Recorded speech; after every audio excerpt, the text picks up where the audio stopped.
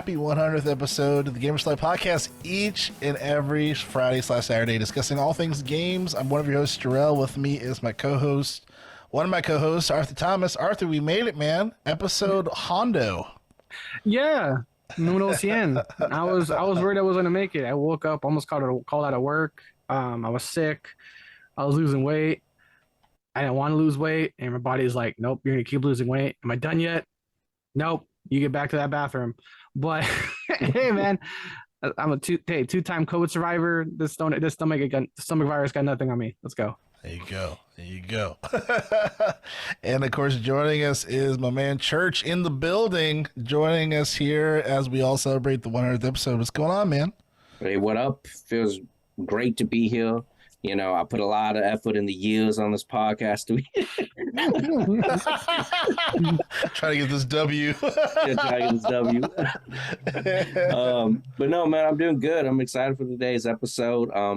Still playing Halo. But other than that, just living life, man. Doing good. So we definitely have to get into that. I know it's not on the docket, but we missed that the last episode, so we need to see what the fuck happened between now and then.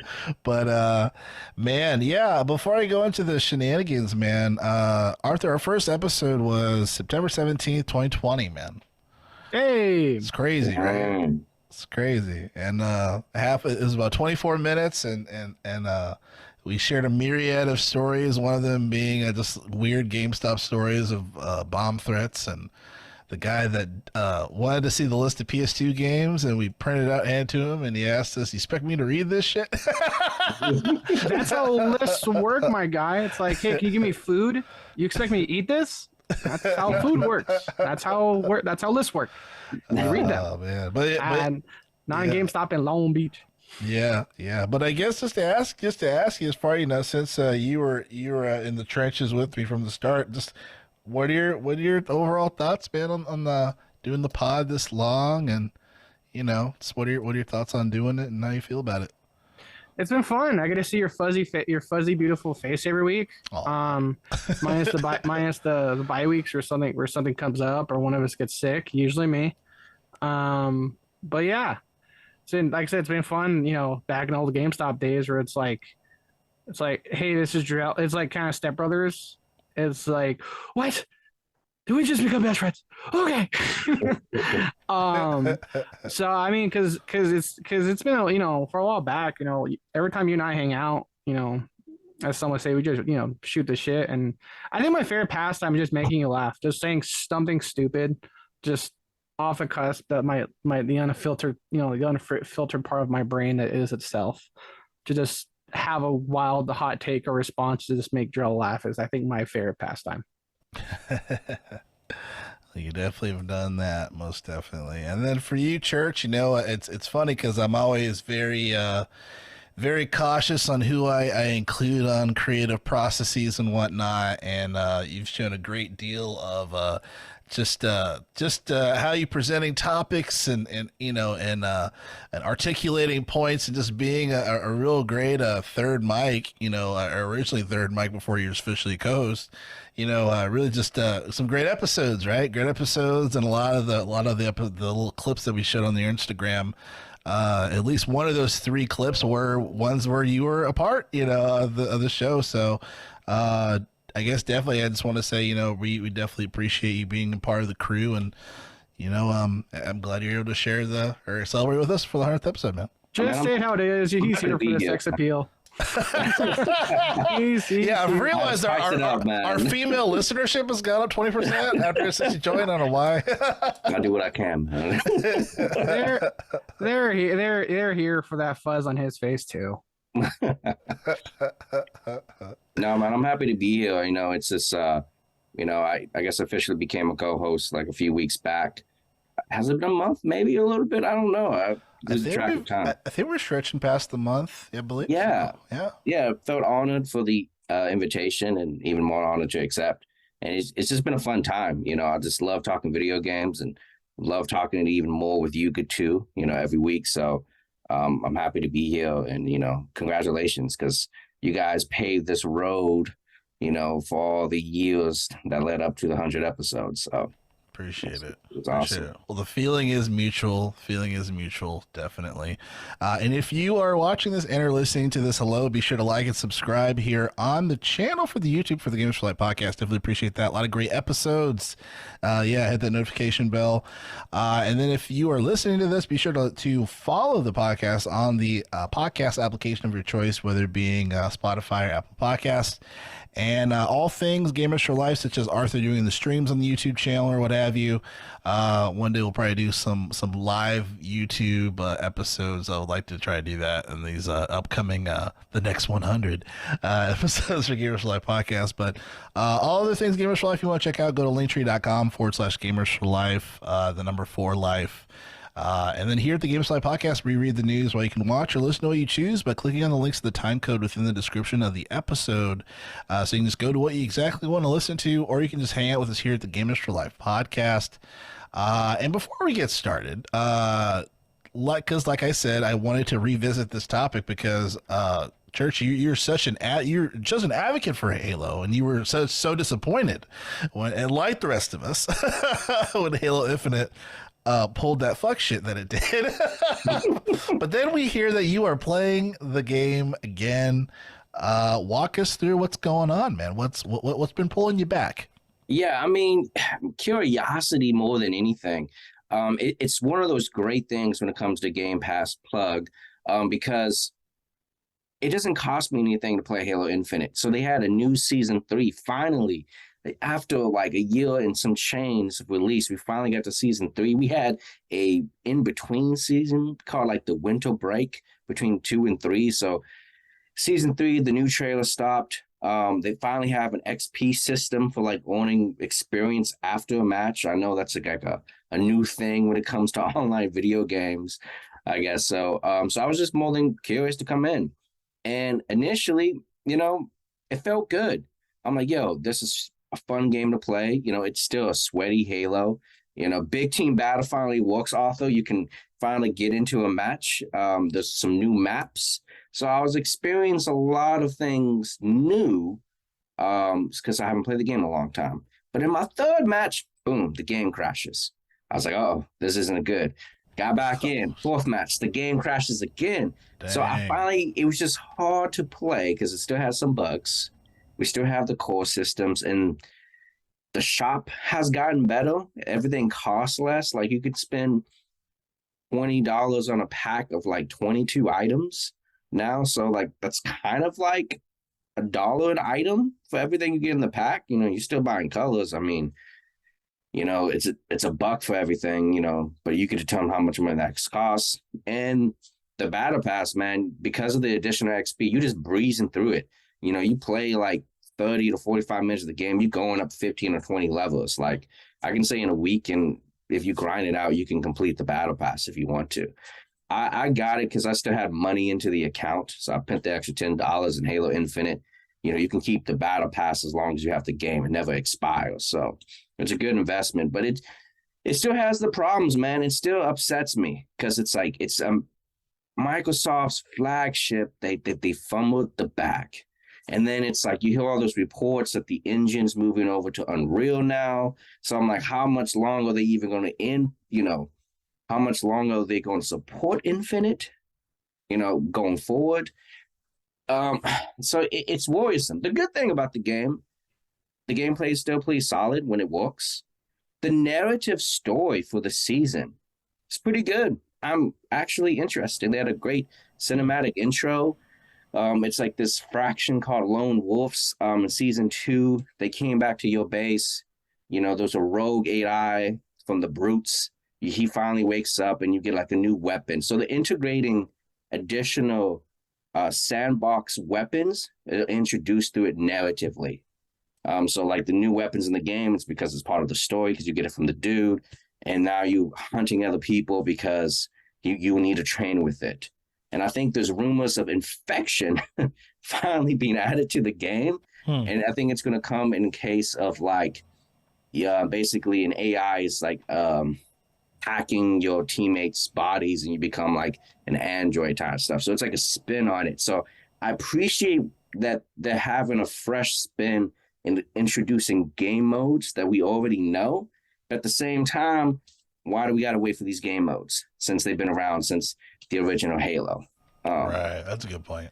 Yeah, man. I don't think it's worth for anybody to come back, man. At this time, there's not enough to hold you there. Still has some of the same problems. Desync is still an issue. Sometimes my shots are not registering. It's just, I cried for the times of what could have been. Right.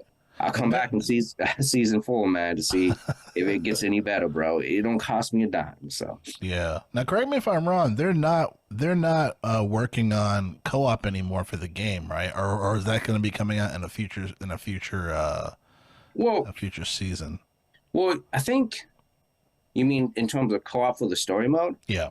I think that has come out. That's one of the things I didn't try out. Okay. It was supposed to hit back late September. I don't know if co-op is happening.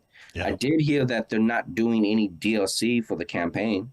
So there's no story mode coming anytime soon. So it's all multiplayer focus. That's what I know. So, okay. Interesting. But if co-op still doesn't work, man, shame on them, bro. That's crazy. Shame. Yeah. As of 3 days ago from Newsledge, it's still coming. Is the announcement? The announcement 3 days ago. I was recording this. Oh, wow. Hey guys, Halo cooperative. Hey, 2 years after launch, still coming. It's on the way. Jeez. Okay. Bro, Oh, I'm sorry. Go ahead. No, I was like, who even cares at this point, man? Like, Right. the team is a skeleton crew working on it, basically. Cooperative, I don't think it's ever come. It's going to come. That's not going to make the money. The multiplayer is what's going to be engaging and, lead you to that shop, bro. But Right. maybe That's they the do most, it in terms of good faith. Yeah. Good faith, man. I don't know. And that's a great point that you make there, Church. And I feel like to me, it's sad that it's obvious for probably the main reason why they haven't worked on the co-op, because you're like, it's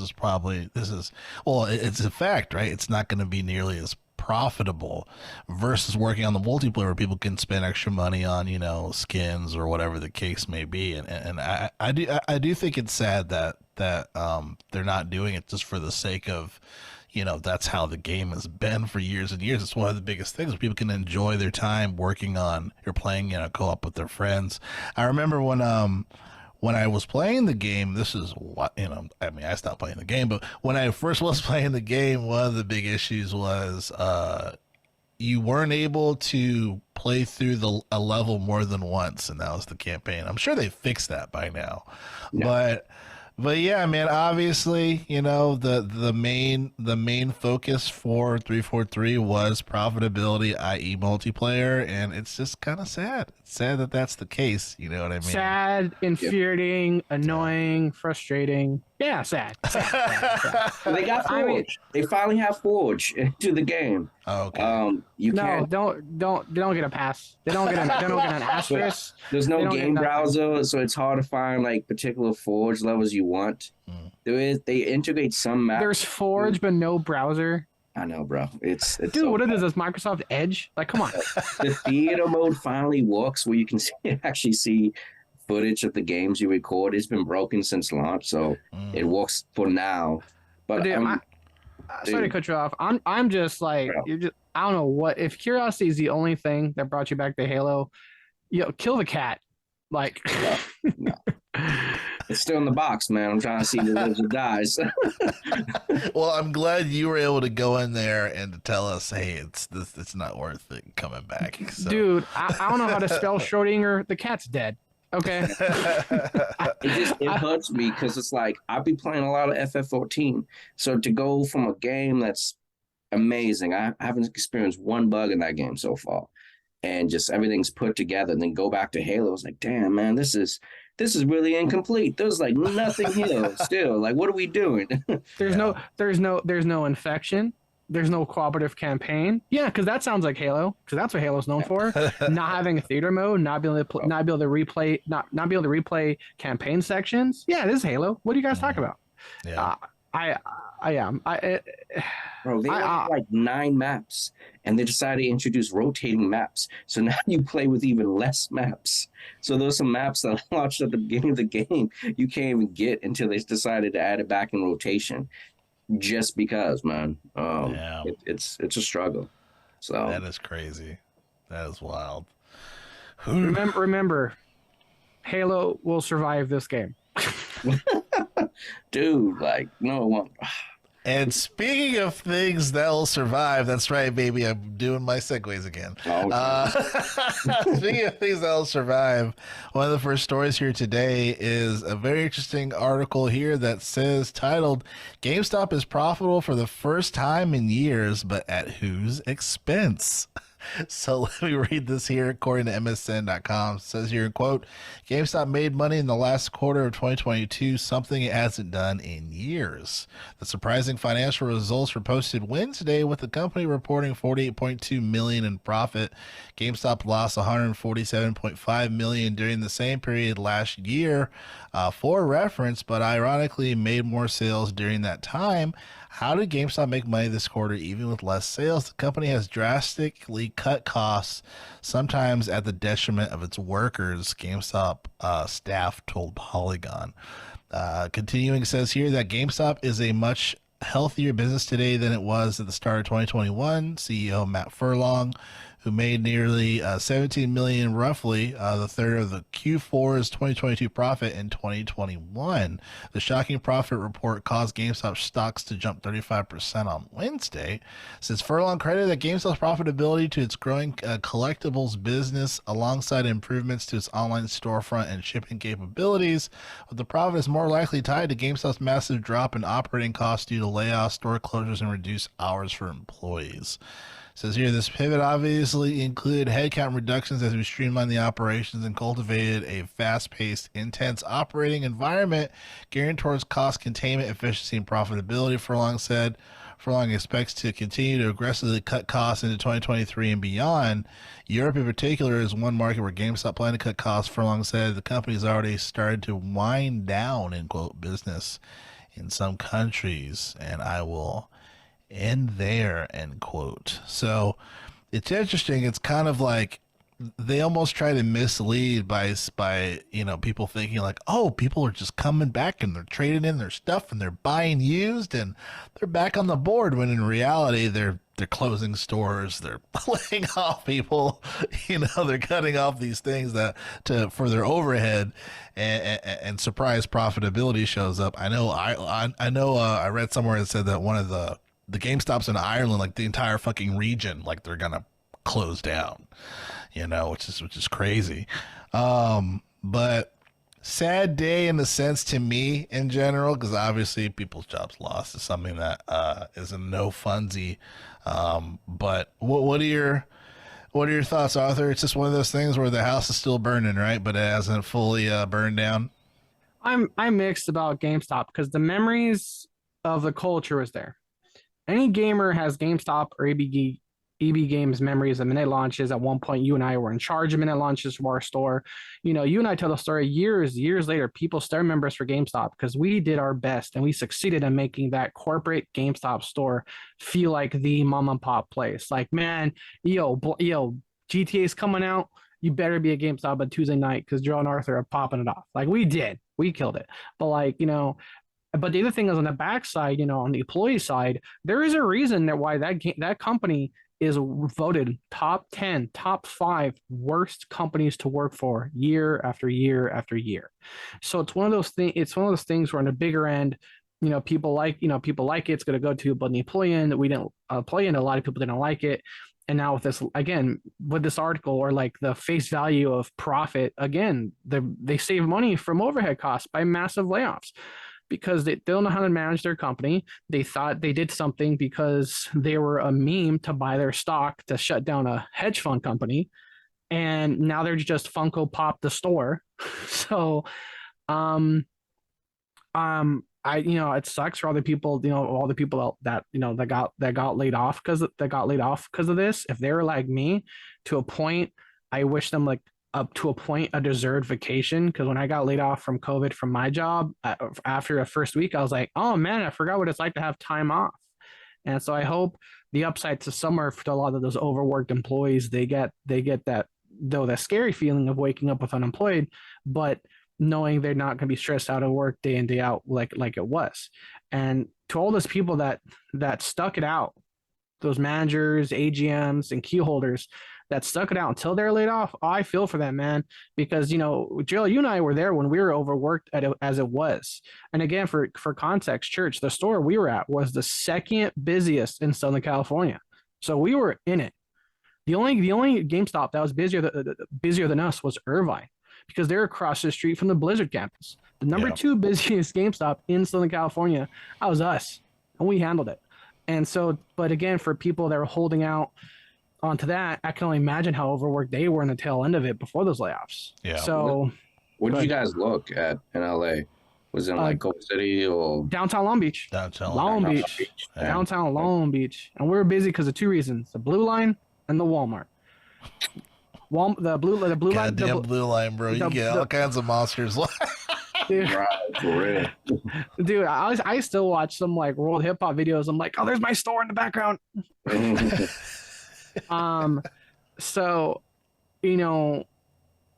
so again, my thing is like, I'm upset. They say record, not record, but profit. Well, it's like, well, that's, hey, if you stop paying people, yeah, you save some money, but so it's like a mix, because it's like, for me, talk about church being a dead horse for playing Halo. I'm like, GameStop as a company circling the drain, because they don't know what to do with the business. The business is changing, and they're trying to shift over to be a physical, collectible Funko Pop store. It's like, oh, you want this Funko Pop, you can only get at GameStop. You want this thing, you can only get in GameStop. So yeah, again, mixed emotion with this. I'm angry at the face value article titles for a lot of these, but I'm glad, like PC Gamer and a lot of people are, of course, addressing it's mainly because of layoffs. Which I'm happy that's also making light too of why. How is GameStop profitable? They're laying a ton of people off. Yeah, and I think before I toss it back to you, or toss to you, Church, the more I think about these things, and obviously just kind of like our time with the company, I just kind of feel like it's a medium where, even if they had the best intentions in mind, where it wasn't so, obviously where some of their agendas, as far as, okay, well, that doesn't really make any sense, that doesn't make any sense. Even if they made all the right moves, part of me is wondering if this is just meant to burn down because of the type of medium that it's in. You know what I mean? It's like Blockbuster making all the right decisions except for, the digital. It's like it's just like, Netflix said, "King me," they just play checkers better than Blockbuster did. So part of me wonders if this is just inevitable, basically, is my point, regardless of how well they played their cards. But what are your thoughts, Church? I always feel it's never a good thing when people lose their jobs, right? So people that are still working for the company because they have ends meet, like, my heart goes out to them. But my opinion about GameStop is I kind of want them to succeed for selfish reasons. I know they have to show the shareholders that they're profitable, but the way I look at it, I want GameStop to win because I want to buy cheap games. You guys love digital, right? Everything's digital or streaming for you guys. But, that comes at a cost of either subscription or you buy your games digitally. And those markets are controlled by Microsoft or Sony. It's like they control what the price is. There's a lot of times when I see a sale on PlayStation for something that drops down to $40, I go to GameStop, it's like $3. So I want the third party market to give gamers more options, and that's why I want them to succeed. But they're having an identity crisis. They're trying to find the foothold here. They're a pawn shop. It seems like they do everything besides sell games anymore. Like, I don't know what's going on. You want to buy used iPhones? GameStop's right. got you. Everything, man. Yeah. And it's becoming more of a hassle to go there because you have to. Because I think in California, as a pawn shop, you either do a fingerprint read or two to turn something in. Yeah. Yep. You have all this information. I'm like, I'm just trying to buy something. I don't want to go through this. Sure you are. Exactly. And that's what they're failing to understand, because Blockbuster, in my opinion, underestimated people's willingness to do something for convenience. People go to Netflix or order online because it's convenient. I don't have to leave my house. It comes to my door. Now you're making it even more inconvenient for me when I get into the store. Right. Like, it's not working. So it sucks. I think it's kind of shitty that they have to boost the numbers by firing people, to make it seem like they're doing good. But like, it's the halo of stores, I guess. So, man, that this is broken in many places, man. It's like Yeah. fond memories, but what it's become is a shell of itself. Even I was still saying I feel like like, it's always the same, right? Is it a show of the self? Is it just, or it has a change? What do you think, Arthur? Like, I don't know, because my thing is like, dude, day one, when I found out you can digitally pre-order games and not have to like as much again, same like like it's almost like an oxymoron. Like I'm like debating myself here because I was saying like, yeah, we host them in at lunches, but real talk, whether I was a customer in midnight lunch or working midnight lunch, to go home, install the game. What's the phrase we all hate? Day one patch, and it's like so all of a sudden now you tell me I can avoid all that by downloading this full base game the second I purchase it, weeks, months before it even drops, so that even if there is a day one patch, I'm still ahead of it. And now, with the Xbox, I assume PlayStation has their version of a setting where I can have it, the Xbox download while it's in sleep mode. It downloads even faster. And I'm like, and again, mentioning our store, if option A was like walking through our parking lot or the blue line stop section at night or staying home, I'm staying home. So the convenience of it was the convenience of, for me, like day one downloading for me, like both that was while I was at GameStop. So like while I'm at GameStop, I'm like, I'm trying to figure out why are we having codes available? Because GameStop has pre-order codes, all these codes. So I was like early on telling people we need to figure out a way to get pre-orders or midnight launches as a code, rather than disc for the install time. Because for those, I haven't done it in years, but for those of you that still play on disc, install time, especially as Sony customers, Sony was not known for great disc install times at all. no, So that was for me, that was the first big domino of many to fall. Yeah, PS3 was undoubtedly the worst. Definitely the jet engine roar yeah. of that. So I just remember for me, like, well, during my time there, that was one of the biggest dominoes to fall of GameStop not realizing how popular and the immediate potential of digital was going to be, especially for the pre-order situation. Yeah. It's one of those things that, like, I don't know how can we blame GameStop? Like, I feel like that requires the cooperation of like a PlayStation or Microsoft to be able to, here's the access codes for digital, pre-order wise, that it goes in sync. Like, I don't think there's really much business incentive if you're trying to corner the market of how you sell your software, basically, a little bit. Like, everybody's coming to your market store. So I don't know how much of that is to GameStop, right? But at the same time, it's like, it's something that I wish they had.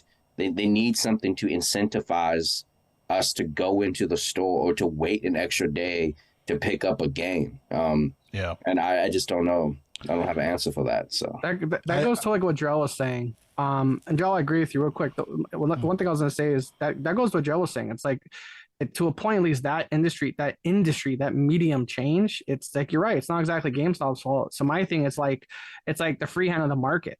Sometimes the free hand of the market feeds you, and sometimes it backhands you across the face without warning you. Yeah, and that's what kind of that shift of the industry was. That when Jarrell was, that's what I was thinking. But that's what I was thinking about when Jarrell was saying that. I'm like, yeah, the free hand of the market. That's an economic term. Yeah, except it backhands you. It's not an economic book, but that's the reality of the business.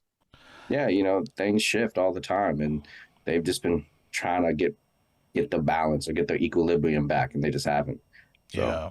I think what happened, just at least from my experience managing multiple stores for GameStop, I think GameStop got too greedy. And when I say they got too greedy is that they kind of went through a Starbucks phase. So for instance, it's like having multiple Starbucks locations in the same street, right? So it's like, first you have one store which, is profiting, doing great. For GameStop, the company, one of the best years was 2007. It was a huge year. I think Modern Warfare 4 came out. GameStops were profiting across the country. but then they started to build more stores. And I think as they built more stores, and as sales declined and people weren't walking in GameStops as much, obviously they're stuck with this overhead. Even when they tried the GameStop credit card, I feel like they weren't really knowledgeable in it, and a lot of people weren't paying off the card. They just max it out and throw away the receipt, not even create the account, and then they're just left with this debt. So there was a lot of things that they weren't experiencing as well, that they just suffered a huge fixed cost. But I think also the Starbucks theory, where you have multiple Starbucks in the same street, where obviously one of them is going to have to close, and it's happened a lot. I think GameStop suffered that as well. I feel like GameStop should have always been a more centralized type of company where there isn't as many, you know what I mean? So imagine if they didn't have as many GameStop locations on streets or in places where it's like, it probably wouldn't make sense to build one here and here and here. I think it's got too greedy. They built too many in different locations, and I think it suffered a lot. I worked in a lot of stores that are not here anymore. You know what I mean? So, and it makes sense why they aren't there, unfortunately. You know what I mean? But it's just like, it's kind of part of my point as far as this. I think they just built too many locations. Obviously, like you guys said, I agree with you when it comes to a technology basis. That's not GameStop's fault. That's just how the society has changed as far as how they want to play certain games and whatnot. GameStop can't control that. But as far as to what you said, Church, as far as, you have there's a large demo where some people, they just want to buy a cheap game and play with their brothers or cousins or whatever, and buy controllers. And that's really where that profit used to be before they invested into Funko Pops and all that shit. The profit was used, obviously, right? The pre-owned was 100% ROI. It was GameStop selling a pre-owned item, 100% GameStop profit. Whereas brand new consoles was like, if anything, like for every console they sell, they made like what, $40 or some shit. Yeah. But and I'll say, Steve, speaking of specials, Church, like, hey, you guys want to save money? Like, wait 1 or 2 days after a new game comes out. Go to some GameStops. I promise you, there will be like 10 used copies.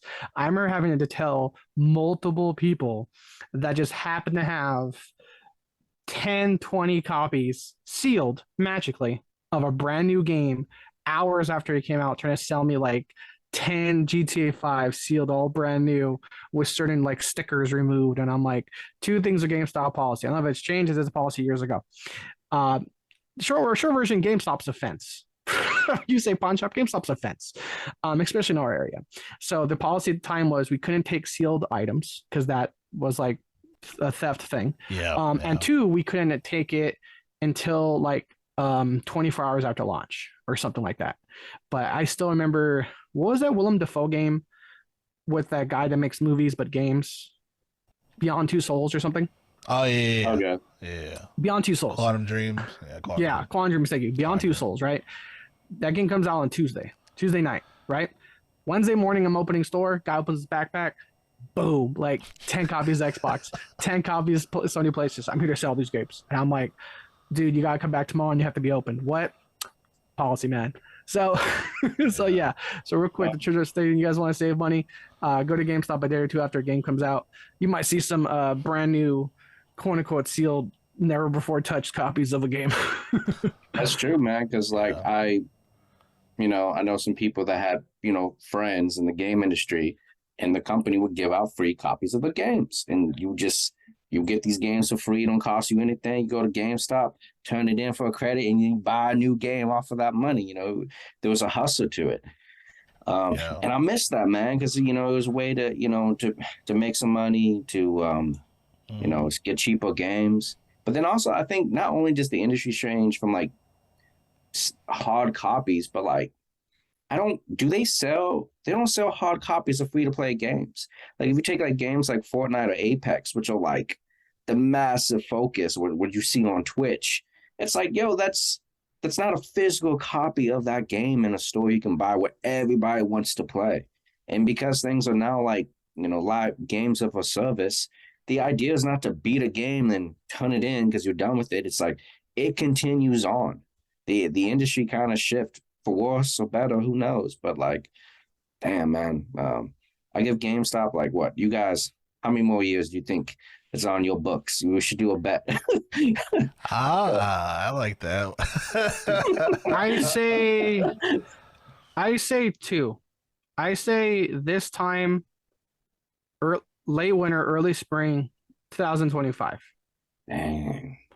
I think they got one and maybe by the hair, chinny chin chin, 2 holiday seasons. That's it. I will say not to hit the topic too much, but I will say they should put a focus into something a lot of people were talking about, into like the first name of the company, game. Get into tabletop board games. They're all about collectibles. They're looking for a whale. Look for return bit. Right now they're looking for whales. That's what they're looking for. Shift from whales to return business. I know I have a friend who, I say friend, it's one of the childhood friends I've spoken to in years. He owns his own business, and it looks like it's very successful. Tabletop trading card type of company, and again, speaking of whales, tabletop trading cards definitely have that. So I think GameStop should try to do something like that in terms of tabletop games under trading cards. And I know the kind of buzz of the Pokemon thing kind of has died down, but when it was peaking, man, dude, I couldn't turn on YouTube or any streaming service without people like what game they're playing. They're opening trading card packs. You know what I mean? So again, back to your thing, I'm expecting this time March-ish, 25. Mm. I mean, go ahead, Drew. If you I was gonna say 5 years. I'm gonna say 5. I think 3 years is a lot for everything to be completely done. I'm gonna say 5. I do think there's gonna be a pretty heavy dwindling within these next 2 years. But as far as them being just a name of nostalgia, I think it's gonna be 5 years before They'll keep them afloat. yeah, yeah, Mm-hmm. yeah. You're probably right. What are you saying, Church? me, 15. I think 2 years is a little bit too short. Yeah. I'll think I might go 4 years, 2027. I think I might go 4. 4 years is kind of what I'm feeling a little bit more. Ooh, Price is Right rules. I like it. Yeah. $5, Bob. Nah. $1. Around this time, it would be closed as well. I mean, I think Arthur has a good idea. If they, I don't know if they want to like open the stores up to put down tables or chairs and have a place to hang out, for gamers like to meet up or something.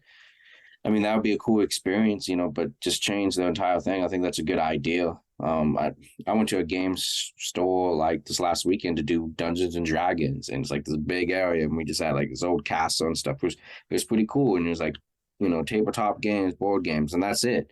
I think there's a market.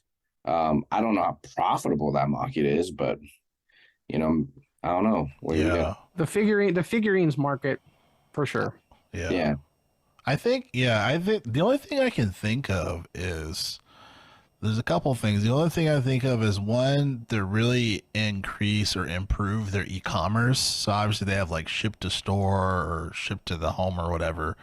Really increase it where obviously, it won't be like an Alibaba or like an Amazon where it's just like, yeah, everyone's already through Amazon. But it just making it the easiest, convenient thing possible, and for there to be a guarantee of just product just to arrive and be great. Like Guitar Center, for instance, I hate ordering things from Guitar Center because it takes so fucking long in comparison to me just ordering something through Amazon or through Sweetwater, through Zounds, where it's like, I know it's going to be there the next day and it's here and I'm a happy camper. Like Guitar Center takes so goddamn long because of who they go through. And usually it's like ground UPS, but it's just like, I don't know where they're going as far as for their freight, but it's terrible.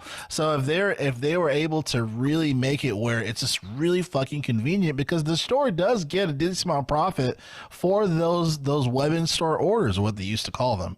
So I think wow, that's a phrase, brings it back. Web in store. Yeah. I made a web in store informer. I was one of the first people, if not the first, to make a web in store informer to share across the company. But I think that, and then to have some exclusive like clothing things that people can buy, because obviously clothes are some of the most profitable things, just period, right? You know, it takes 20 cents to make a shirt that you can sell for $50, right? So clothes is some of the most profitable things that you can ever sell in a store. But like sometimes there's like those really crazy exclusive like shoes, like you were talking about a few episodes ago, Arthur. As far as like, yeah, but imagine like their shoes, imagine their shoes that people will actually wear. That are super ugly, but like I remember there was like some PlayStation shoes like way back when that just look fucking tight, like super dope, you know what I mean, that people can buy at GameStop and it's like exclusive for a certain period of time. Like I would love to buy some Tekken 8 sneakers, like let's go, you know what I mean? So like I think that might be something for them to lean into as well, because I think that stuff would sell, you know. Dude, what I mean? Gerald, I will say this, speaking of the second you said clothes, I forgot how much cool stuff we got from GameStop. I wish I saved some of it. I don't think I saved any of it, but to be fair, between my time at GameStop till now, I think I've moved about 7 times. Yeah. And when you move, you just got to trim the fat on some of your inventory of life. My wife like, burned a lot of it, but dude, I mean, GameStop had like some 2 boxes. right. Nice. Dude, GameStop had some legit employee-only stuff. Like, I still remember their Gears polo. That was a sick polo. Man, yeah, but that was not for the public. But that's Yeah. but that's what I'm saying. You But that's what probably- I'm saying. Like, yeah. if they make stuff like that for the public, They do They sell should. some shirts. I was in a GameStop. They do have clothings in there. They had like some anime stuff too. They moved into the anime style clothing as well. that's a smart lateral move. Yeah. Yeah. You know, now I think about it, I think GameStop might be around a little bit more than 4 years because, believe it or not, you know, GameFly is still a thing. Really? Yeah, I had GameFly like before I got the Xbox in 2020. Who is this man? He plays Halo Infinite. He buys No. pre-owned games from GameStop. He uses GameFly. Who Buys is Google man? Stadia. Bro, for $15 a month, you can rent up to like 2 or 3 games. And you just have them in your dock. It was like the cheaper version of buying and playing games and stuff. So it was a really good deal, and it's still going. And That's because crazy. like I was a member of GameFly, they had like exclusive PS5s. It's like if you've been a member for GameFly for 3 years, you have an opportunity to get the PlayStation 5. So they were just giving it out to the long-term members. They had some benefits, man. And I guess the point is like, yo, for something that I thought was dead, and my brother in 2019 put me on game. He's like, yo, I've been having this since it came out, and he still had it. It's still going, bro. GameFly. I mean, So- hey, if you're a Sony customer, you won't hear me complaining about $15 a month. I mean, Even Redbox, you're still. I some dabble in Redbox, all man. gaming areas, man. no matter how much Games at on the fire stadiums, bro. I go where no man does. in the garbage, With on Red- fire it is. I will. He's Can't like, I will appreciate fall the in that sun fire. without some rain, man. That's all I'm saying. That's funny. Rain, drowning, sewer water. I mean, dude, you guys had Xbox Ones for the longest time, man, and that wasn't it, play. You know, that was a tough one. That was tough. With Game Pass, it was easy. But that one came into like a little bit later, right? Yeah. Oh no, I did Xbox. I did Xbox One. I did Xbox One. I didn't buy year one at all. I was late into it. Oh, you came in late. Yeah. Yeah. Even Go ahead. I was gonna say, like, even like you mentioned GameFly, even like Redbox, like people still go to Redboxes to order something and for like a game, because it's just like it's like no strings attached, $2 for like 24 48 hours or whatever, or however much it is, and then you just bring the disc back and you can bring it to any other location as long as it's brought back. So for someone like my brother, that's like perfect, because like he doesn't want to subscribe to anything, he doesn't want to, he just wants to buy whatever the fuck he's buying, play it, and then give it back wherever he's at, and that's it. So for some folks like that, it's incredibly convenient. I know for Arthur and I at downtown Long Beach, that was a huge issue where people would buy, they would rent a bunch of games, put a cardboard disc inside and return them, and then sell the games to get the games to GameStop. And we're like, oh shit, Like I said, GameStop was a fence, and Redbox, Walmart. If you're missing some of your inventory, I know where it went. I'm just, we all knew, knew Yeah. exactly where Redbox put its stickers on a game. So if you see Yeah. like scratches or like scuffs on the front of a disc, this is a Redbox game. Yeah. I remember too, there was even a dude that worked at the Walmart across from our store, and we would just randomly see like a couple dudes bringing a bunch of pink new controllers with the silicon, and we're just like, Oh yeah, can't say anything, but I'm pretty sure this is extortion. like I'm like, dude, fuck, I don't want to take this in, but those brand new, was it the Wii or the Wii U? The Wii U, the brand new Luigi. Yeah, you're right. The peach pink, Luigi green, Mario blue controllers. Yeah. Oh yeah, we had plenty of those pre-owned 24 hours after sale. 24 hours at the launch, we had plenty of those suckers, dude. Yeah. Shit fell off the truck, and homie who works at Walmart is like, yo, I got you. Fell off the truck. Homie came up. Just the GameStop had the place, man. Like it. I'm just saying, like that place of business may or may not be construed as an offense, but after pawn shop. I'm just saying, X hours after launch, unsealed. Who am I to judge? No. Crazy. Who am I to ask? I'll say that. Crazy stuff. So as far as to go into the next topic here, don't have a segue for this, sorry. I know Church was playing Diablo 4 from the last episodes, giving us our his thoughts on the matter. And speaking of Diablo 4, unfortunately, some folks are having a really bad time with it. And these are specifically I love this story. and this is specifically with folks that have the RTX 380 Ti gaming graphics cards. So to go into more detail here, according to PCGamer.com, the headline says Blizzard and Nvidia investigating reports Diablo 4 is killing RTX 3080 Ti GPUs. Says there's also something you can do right now to possibly help protect your graphics cards from a similar fate. And it looks like this is an update. I'll read this here. It says the Diablo 4 team are investigating reports of the RTX 380 Ti graphics cards crashing or dying while playing the game's closed beta. Customer report says Blizzard is, in quote, working closely with NVIDIA to identify affected hardware configurations and gather as many data points as possible to assist in the investigation, end quote. For affected users, team offers advice in a forum thread. If your card is still not working, try these troubleshooting steps. Conduct a complete power cycle, AC off, AC on, and see if GPU can be detected under Windows. If GPU can be found under Windows, do a clean driver install. So it says what appears to be an issue closely resembling when Amazon's MMO New World was bricking RTX 390 GPUs, the Diablo 4 beta appears to expose a potentially fatal flaw in some high-end NVIDIA GPUs. Across Reddit and the Blizzard forums, users are reporting that during their beta, their monitors go black, GPU fans run full speed, and their systems restart. Sometimes these symptoms are also accompanied by an error code and a dead GPU, though not every time. It appears that most of these users affected by the issue are using the RTX 380 Ti graphics cards manufactured by Gigabyte. However, the scale of the issue is not yet unknown. YouTuber Mortal Morsel Gaming also notes that they suffered the same issue on a Gigabyte RTX 380 Ti graphics cards while playing the game. Diablo 4 is unlikely to cause the issue itself, more so a catalyst for exposing a weakness that may have already been present in affected cards. This was the case in the New World. Let me see here.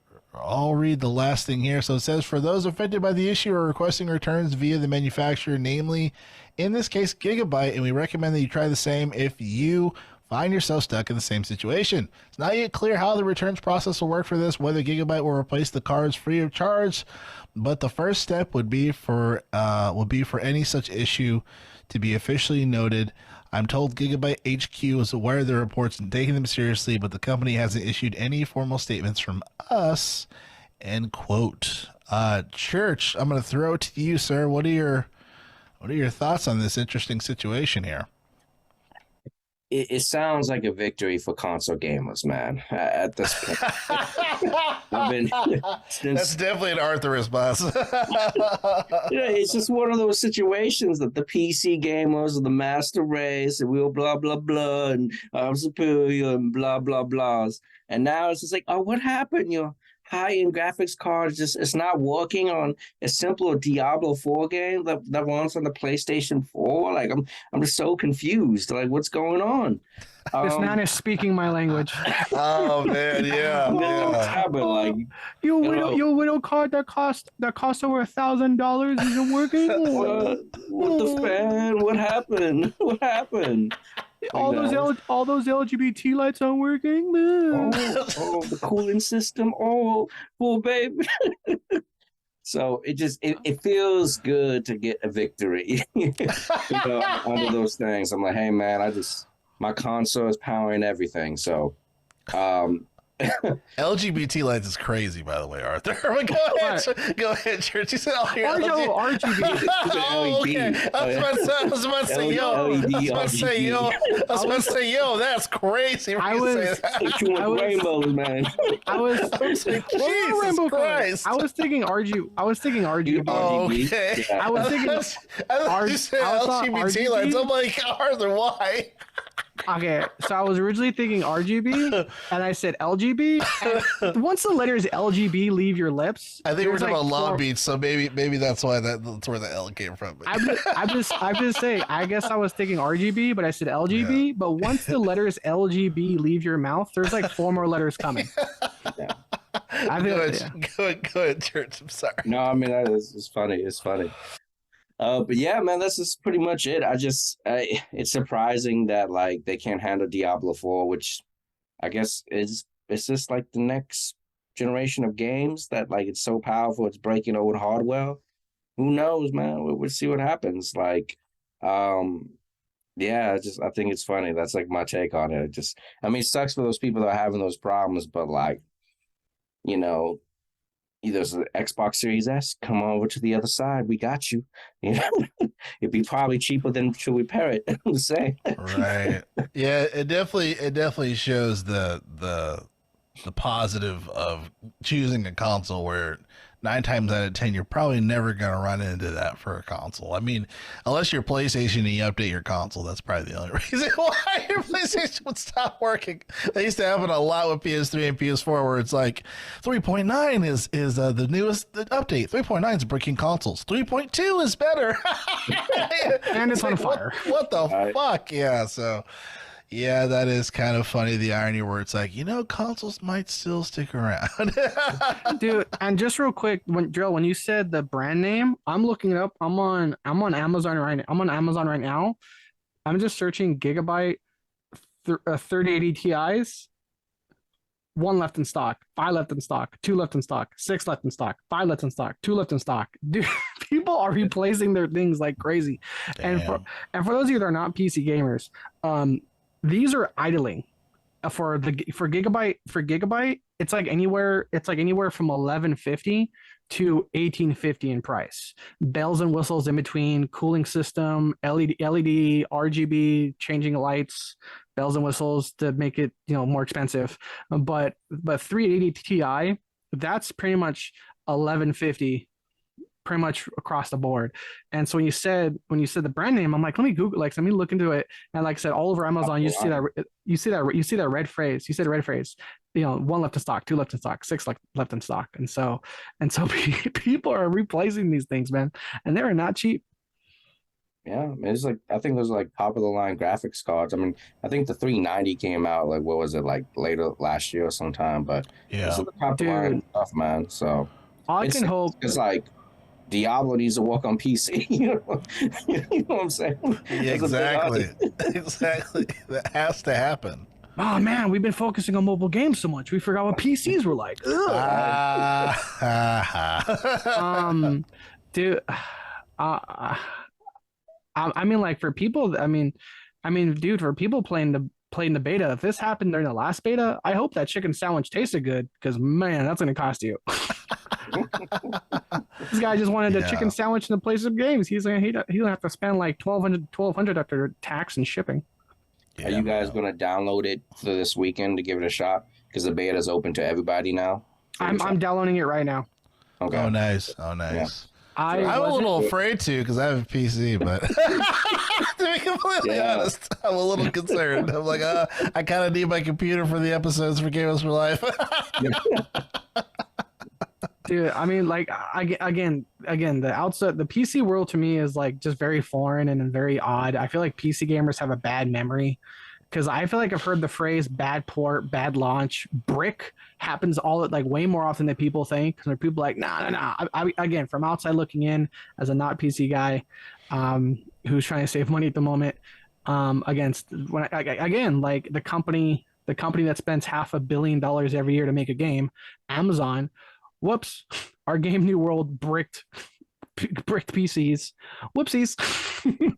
Yeah, it's kind of like a I would say like a Cold War situation, but when you're a PC gamer, you kind of just have to wait for the forums before jumping ship. You know what I mean? Like you have to be very strategic on your purchasing decisions, and it's weird too because isn't that complicated?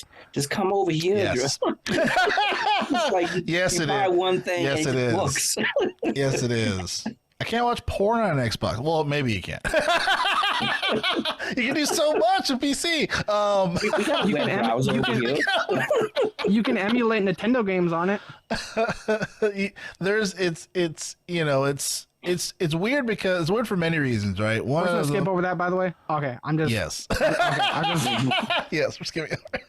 No, you're right. You can do mad shit with PC as far as emulation. Emulation. Dude, this new game is awesome. Even for Xbox, yeah, that's true. Even for Xbox, yeah. I mean, I'll tell you how to do it off air, but I don't. Yeah, we don't want Nintendo to shut us down. Yeah. Man, this new game's awesome. Yeah, who's the main character? I don't know. Riley Reid. She's awesome.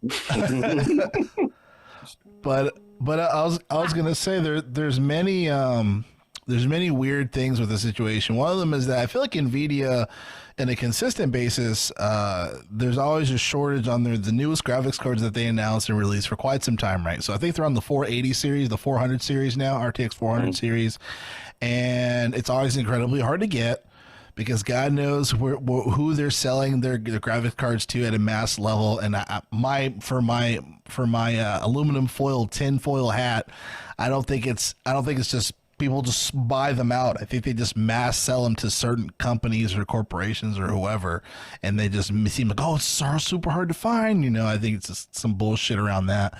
But then you have these graphics cards where people are buying them that's really expensive, and then they have situations like this where I'm like, what the fuck is going on?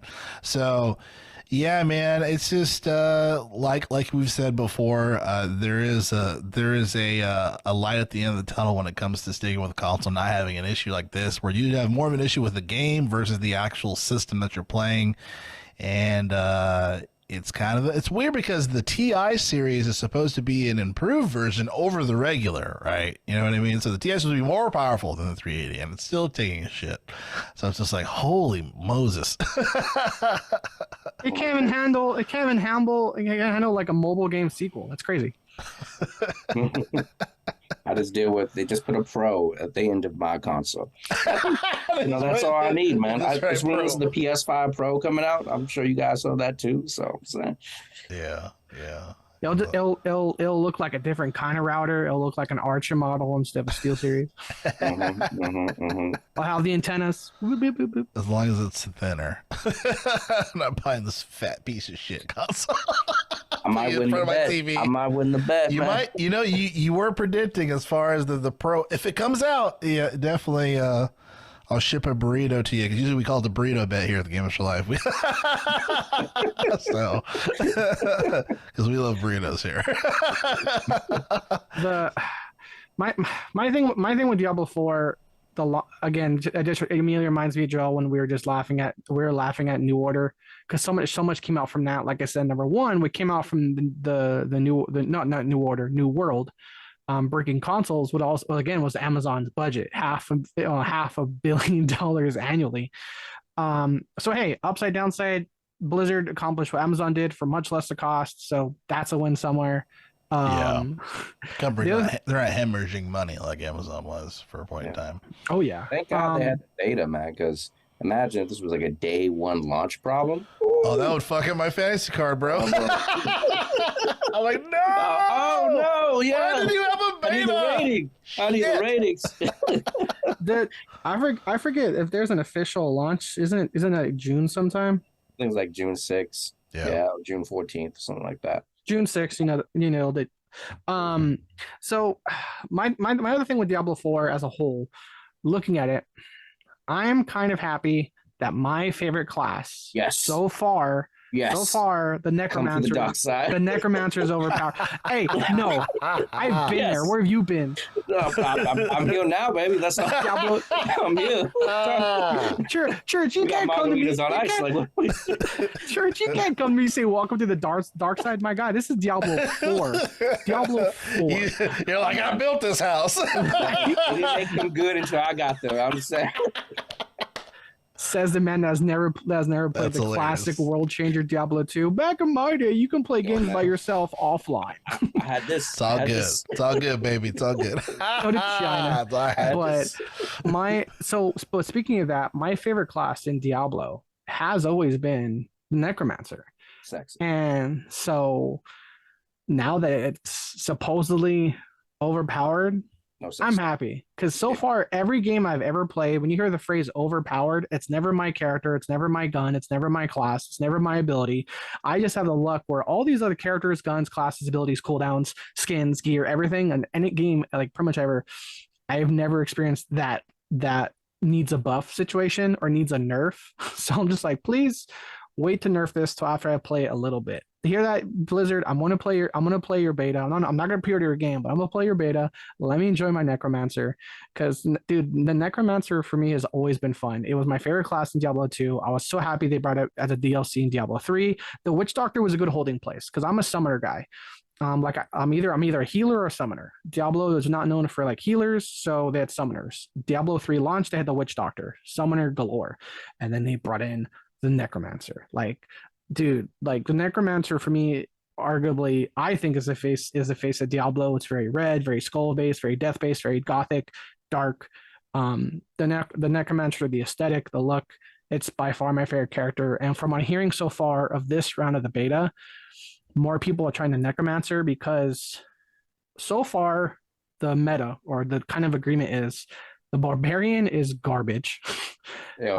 Sorcerer is overpowered because sorcerers usually are, but then people start playing my guy, the Necromancer, and they're like, okay, this is where it's at. So I'm just like, look, if a nerf's coming, wait till after I get a few hours in the beta, please.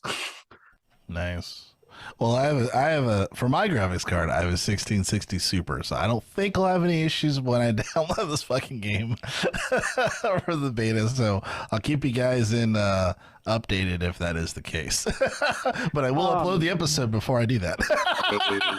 So this episode will be available. Hey, Church, have you played this round of the beta yet? No, I think it didn't go live until today. I think so, right? Yeah. Oh, yesterday. It went live yesterday where they added the Necromancer and the other two classes. Yeah. Because I was gonna say is because again, me replaying Diablo 2 like crazy. This idea of a queue time for Diablo, I'm already not liking it. But that was no concern yourself with that. I was gonna say, is it improved? Yeah, like the queue time, like I started last week on Friday, it was like 2 hours. By the evening, it was only like less than a minute when I got in. The entire weekend was less than a minute. I had no problem getting in. It was just like a day one problem, for the first. You scare me with your opening phrase at 2 hours. I'm like, you masochist. I was like, are you the reason why Friday? Are you the reason why these game companies keep pumping out like not working games at launch? No, it'll be patched. That's what launch is for. And it got patched. They probably opened more servers, but it wasn't an issue for me last weekend. I was able to get in anytime I wanted to. I only got disconnected when the queue times were long. But other times, I had the game running. I went to go watch a movie, came back, the game was still had me connected. I had no issues personally, so I was ready to go, man. So, Nice. Very nice. So, Very go nice. kill some Well, demons, bro. whether it's Diablo 4 or not, we all need to coop some time. Because for the record, I'm just saying it. I don't think all of us have actually all played the same game together at once. Good, because I'm going to be heavy on Diablo 4 because I'm trying to pop Ellie's cherry for like an RPG. So I'm trying to get her really into Diablo where I feel like it's simple enough. I feel like gameplay of Diablo is very simple, No, in terms of hit this button to do this move, but it has like the RPG mechanics that I need her to start to learn for other games. So by I'm the way, already done. So I'm down, man. Let's Coop. Let's do it. Gerald, join us. Play co-op. Let's Perhaps. go, man. Perhaps. I'll say the phrase you want to use is user friendly. You'd be like, no, you'll like it. It's easy. I mean, you might want to work on your phrase in there. You'll like it. It's easy for you. Scaz a professional. I see what Arthur means, but Church is a professional. He's got it. I'm just saying. Like, someone comes to me like, Arthur, you'll like it. It's easy. I got motivation for it, man. Don't worry. Yeah. I was like, what you mean? What do you mean it's easy for me? Sucker. What's right click? I play controller. Oh man. And speaking of computers and games and all that stuff, imagine a world where AI can make things easier for you, or it can make things worse. But we'll see what happens here when it comes to the video game industry. And I'm referring to ChatGPT, which is, according to this article here, already everywhere, including games. So I wanted to talk about this here. This is according to Polygon. It says here, in quotes, scrolling through Twitter and lurking in artificial intelligence communities over the past few months have seen a lot of big claims. In the few days since OpenAI unveiled its GPT-4 model, those have only intensified. And thread after thread, people are claiming that ChatGPT can develop games. An AI so advanced that it can program a game that real people can play sounds like science fiction or a far off future. But actually, game developers and enthusiasts already use AI technology all the time. So it says here, developers and AI enthusiasts have used ChatGPT to recreate classic games like Pong, Tetris, and Snake. Developers have also used it to write code for original games and to generate story ideas and dialogue for text-based role-playing games. In a combination of these ideas, someone already recently asked the AI model to turn the Game Boy Advance game Pokemon Emerald into a text adventure. Some AAA studios are also looking to integrate advanced AI as a tool for writing dialogue in games. For some, ChatGPT's impact seems big enough to drastically alter our world. Others aren't so sure, questioning the capability of its new technology beyond the surface level dazzle. Chatbots and AI have been around for quite some time, and there's no denying that OpenAI's iteration is significant, but its real impact has yet to be seen, despite the near constant chatter about AI on social media and in the news. Let's take a step back and break down how technology works in order to understand how ChatGPT works in turn and how it's currently used and could be used in the future in video games. I'm going to stop there just because this isn't a ChatGPT forum. But essentially, what I want to skip to, let me talk a little bit about this part, because since this is a gaming podcast, it says, can ChatGPT and AI really create a game? So it says here, in quote, ChatGPT can produce the code for a video game, but the video game can't run in ChatGPT. For instance, AI enthusiast Amar Rishi used ChatGPT-4 to generate code for a game of Snake. Specifically, he asked for the HTML, CSS, and JavaScript needed to make it run. The program was able to produce that, after which at one point, Rishi needed a copy and paste code into a program used to build and run software. Rishi said that the game didn't immediately work, but he was able to ask ChatGPT for a tweak code, which would provide alongside explanations of the changes. He later used the model to create a cheat code for a version of a 1993 game, Skyroads. Similarly, AI aficionado Jeffy Lopez was able to produce a code for a basic rendition of Doom. I'm gonna end quote here because I think we already have quite a bit that we can discuss around ChatGPT and its potential effect on video games. I think this is kind of like, it's kind of fascinating and creepy at the same time. So as far as for just kind of like my opening dialogue question that we can have a conversation about this, I feel like you can open some positive doors before opening some scary ones, right? So for instance, if we have, say, like the situations of ransoms happening, right? It's like, oh, we'll take your source code or whatever it may be, which has happened with like BioWare, I think. It happened with DICE. It happened with CD Projekt Red. Exactly, CD Projekt Red. I feel like ChatGPT could be beneficial in potentially rebuilding certain things, or just creating certain codes and whatnot, where you can kind of fix that issue.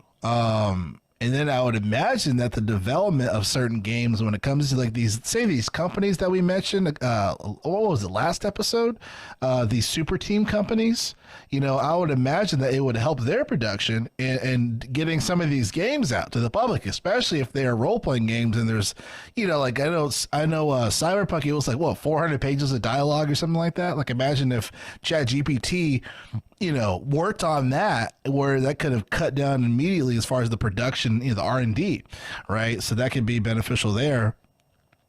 So I guess to start the conversation, what are your guys' thoughts on ChatGPT as far as involved in video games?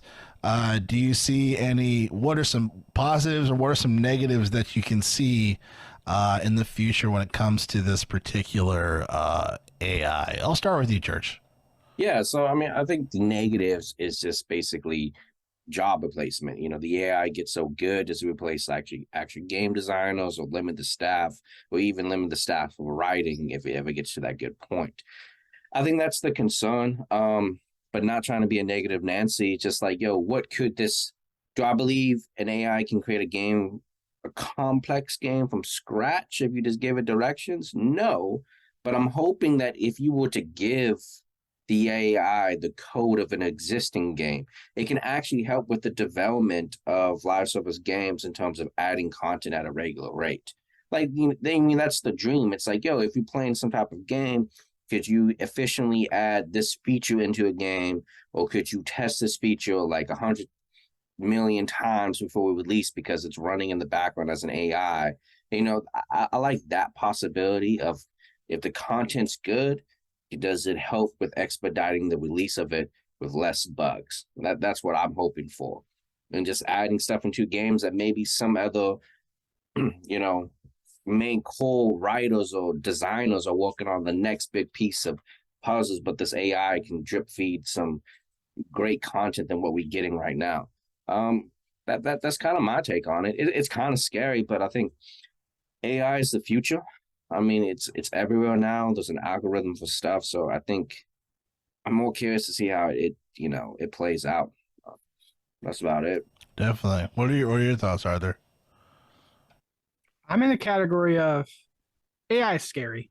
I'm just a caveman brain of like, I'm just in the caveman brain of like, look, I'm born and raised California. At one point, the governor was Arnold Schwarzenegger, who I've met at one point, and that guy made a career off of being and fighting robots from the future. So I'm just saying, like, there is a scale between remaking Snake and Skynet, and we're somewhere in that in between right now. Yeah. And like this, the biggest thing right now for me, and like AI as a production, like the quality, the biggest hurdle people are noticing is the difference of an image and motion, aka animation. I think I mentioned it before. I watched Corridor Digital. They make a lot. They're a ragtag group of people in LA that do CGI animations and whatnot. And they just made a short using AI. Now, there was foundation they had to manually put into that via their own shots and stuff like that. But the short version is the biggest hurdle of AI right now. Like I said, quality is, like I said, images, like high quality images, but it can't really do that once it becomes in motion. It gets really jaggedy. Frames are odd, board like a face, just like a game glitch. A face decides to go wham and like stretch 3 feet to the left or something. So the quality is not there yet. But like Church and you guys are already addressing the concern of not if, but when it does. Not if, but when it does. What happens to the larger whole. Like, I'm gonna say indie because for me, indie always has its place because the benefit with indie gaming is it has a style. It has the creator's style, their heart, their passion. You can see living and breathing from the game. So with again, but again, we are also seeing with whether it's Corridor or the people using Chat GPT and other AI for like really really good sources to prompt into it.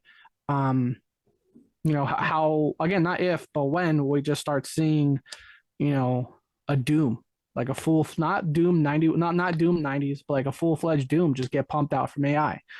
Um, I'm into people now. Something I forget if we actually talked about this, is on me, but something I was for sure talking about on the side is Microsoft released downsized during the Microsoft's firing of people and layoffs.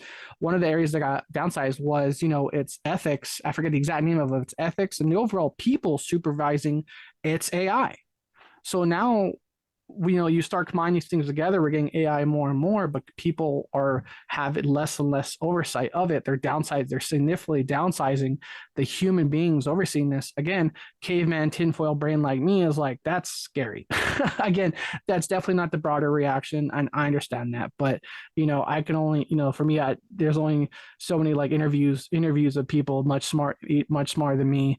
Whether you hate him or like him, Elon Musk is like, we need to be very, very careful of AI. And so that's kind of the little tinfoil hat seed I have sitting with me when it comes to AI. My thing is too, again, in terms of quality, is something else that happened recently was that new update tech demo that happened with Unreal. So in terms of in terms of like physical tangibility of an upgrade, but also a selling point, I think when we start seeing Chat GPT or AI and Unreal more and more in its own headlines, that's when I think we're going to start having need to have a bigger eye on it, both as a curiosity as a customer, what kind of game can it make? Also expense wise, less people to a point would mean less funding. So again, upside downside, just general question, if we start seeing this AI being able to make better quality games, are we going to see the need an investment for gaming go down? So thus kind of potentially increasing indie games, or at least increasing the door opening for indie developers based on the use of AI. Again, for me, it's like a lot of questions and answers come from stuff like this. But again, that's my caveman tinfoil hat thinking. So I just kind of want to add to that in terms of the negative, because I see the positive it with making content, but there's still some questions whether or not original ideas come through. Like, are they just replicating stuff they've seen in movies or however the program's pulling from stuff? And I feel like that can, come through in what you're experiencing. So I think it's great for an existing IP and a game they made, so somebody made from scratch, they can just kind of stretch it a little bit more, help with the development process. But a fully funded AI game, there's a lot of I don't even want to say it's ethnical codes that go with it, but is this game really great if an AI person made the game? Does it win game of the year? Because it doesn't come from a creator per se. There's a lot of questions that go, from it. I can see it being a useful tool for indie developers to help program a certain part of the game they don't have time to make. But then it's are they really making the game at that point? I feel like that's that critical. What was that critical thinking question about if you have a ship and you replace the ship with its capstan or its hull, is it still the same ship? If you take what is a game designer and start replacing it with AI, is it really something that they're creating, or they just had a good idea and the AI is making it? Do they get all the praise and glory just for that? I think those questions comes to arise, but I see it being a useful tool, hopefully. But I think it's coming, man. AI is in every part of what we do. It's like Elon Musk said, man, it's too late. The genie's out of the bottle, bro. They're going full throttle at this point, right, Arthur? They're not going back. I know Chat GPT is the big buzz one now, but what people who aren't familiar with AI and where tech is right now, AI is everywhere. I mean, like there's multiple Twitch AI, there's Bing has an AI. And here's my thing, again, that adds to my caveman scary brain, is how many times you heard of AI being shut down because it goes rogue. like there was that was I think it was a Twitch, it was a chat, Facebook AI, Facebook had to shut down its AI because people were convincing it to be like evil. Like people were convincing it to hate itself and be racist, so they shut it down. Um, and then there was another one too. Twitch has shut down multiple AI, but again, so I know ChatGPT is like the big buzz one now. But if you don't really have the ear to the ground, I mean, like if you're listening right now, you can go pause and just go watch a couple AI streamers right now. Like it's and that's what's again that's a part to me where I'm like, that's not normal. That's not like that's in like the I don't want to say the uncanny valley, but something about that is like off to me. I know it's not apples to apples of an AI streamer or an AI chatbot versus an AI making a code, but again, simple caveman me can't separate the two. So that's my thing, is like of when I just hear stories of how many AI just having to keep being, how many times I had to pull the plug on it because like, oh, it's going rogue, boom, and they pull the plug. Yeah, I think it boils down to control, and then it's like AI being self-aware. Because if you go to the point where you're trying to unplug it and then it stops you, that's when there's an overarching concern, right? I think as long as companies have control and parameters around this AI, I think that's really probably the most important factor. Because to your guys' point, there's already other companies that are creating they already have versions of this, and I think they're trying to improve their own versions for patenting reasons, and then they can expedite it within their own company or whatever as see fit. I guess I wonder too if AI is everywhere.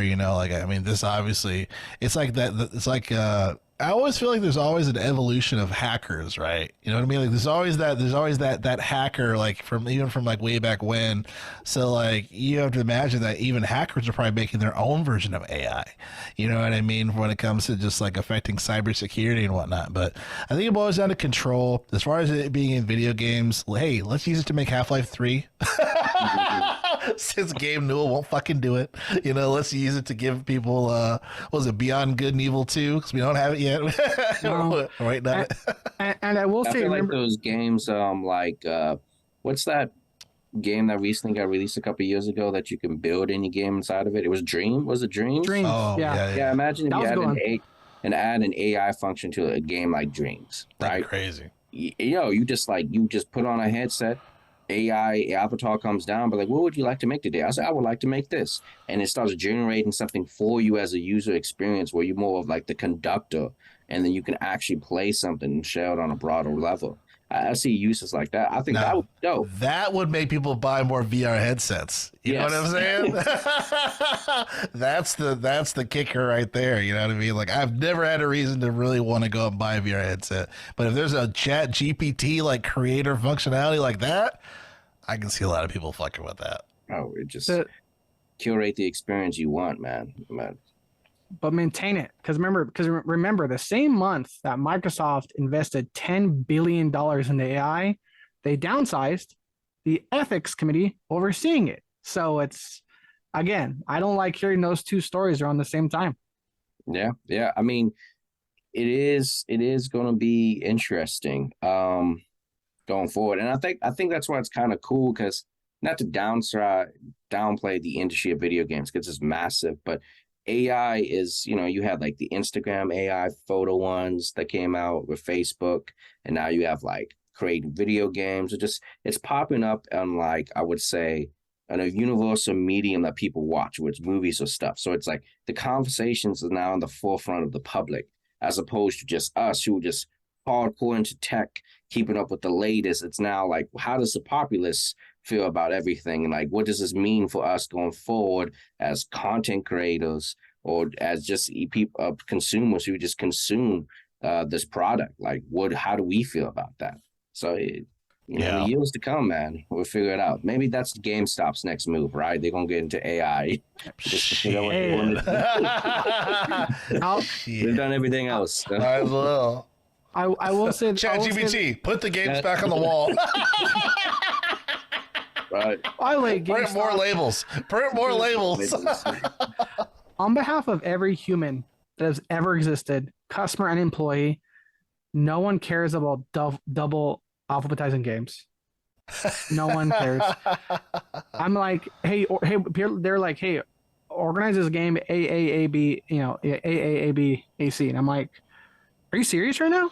Yeah, you have to do it. Do you know how busy you were today? Yeah. Are you aware there was the second busiest store in Southern California? Yeah, that game's in the wrong order. I hate you. Go ahead, get hit by a bus.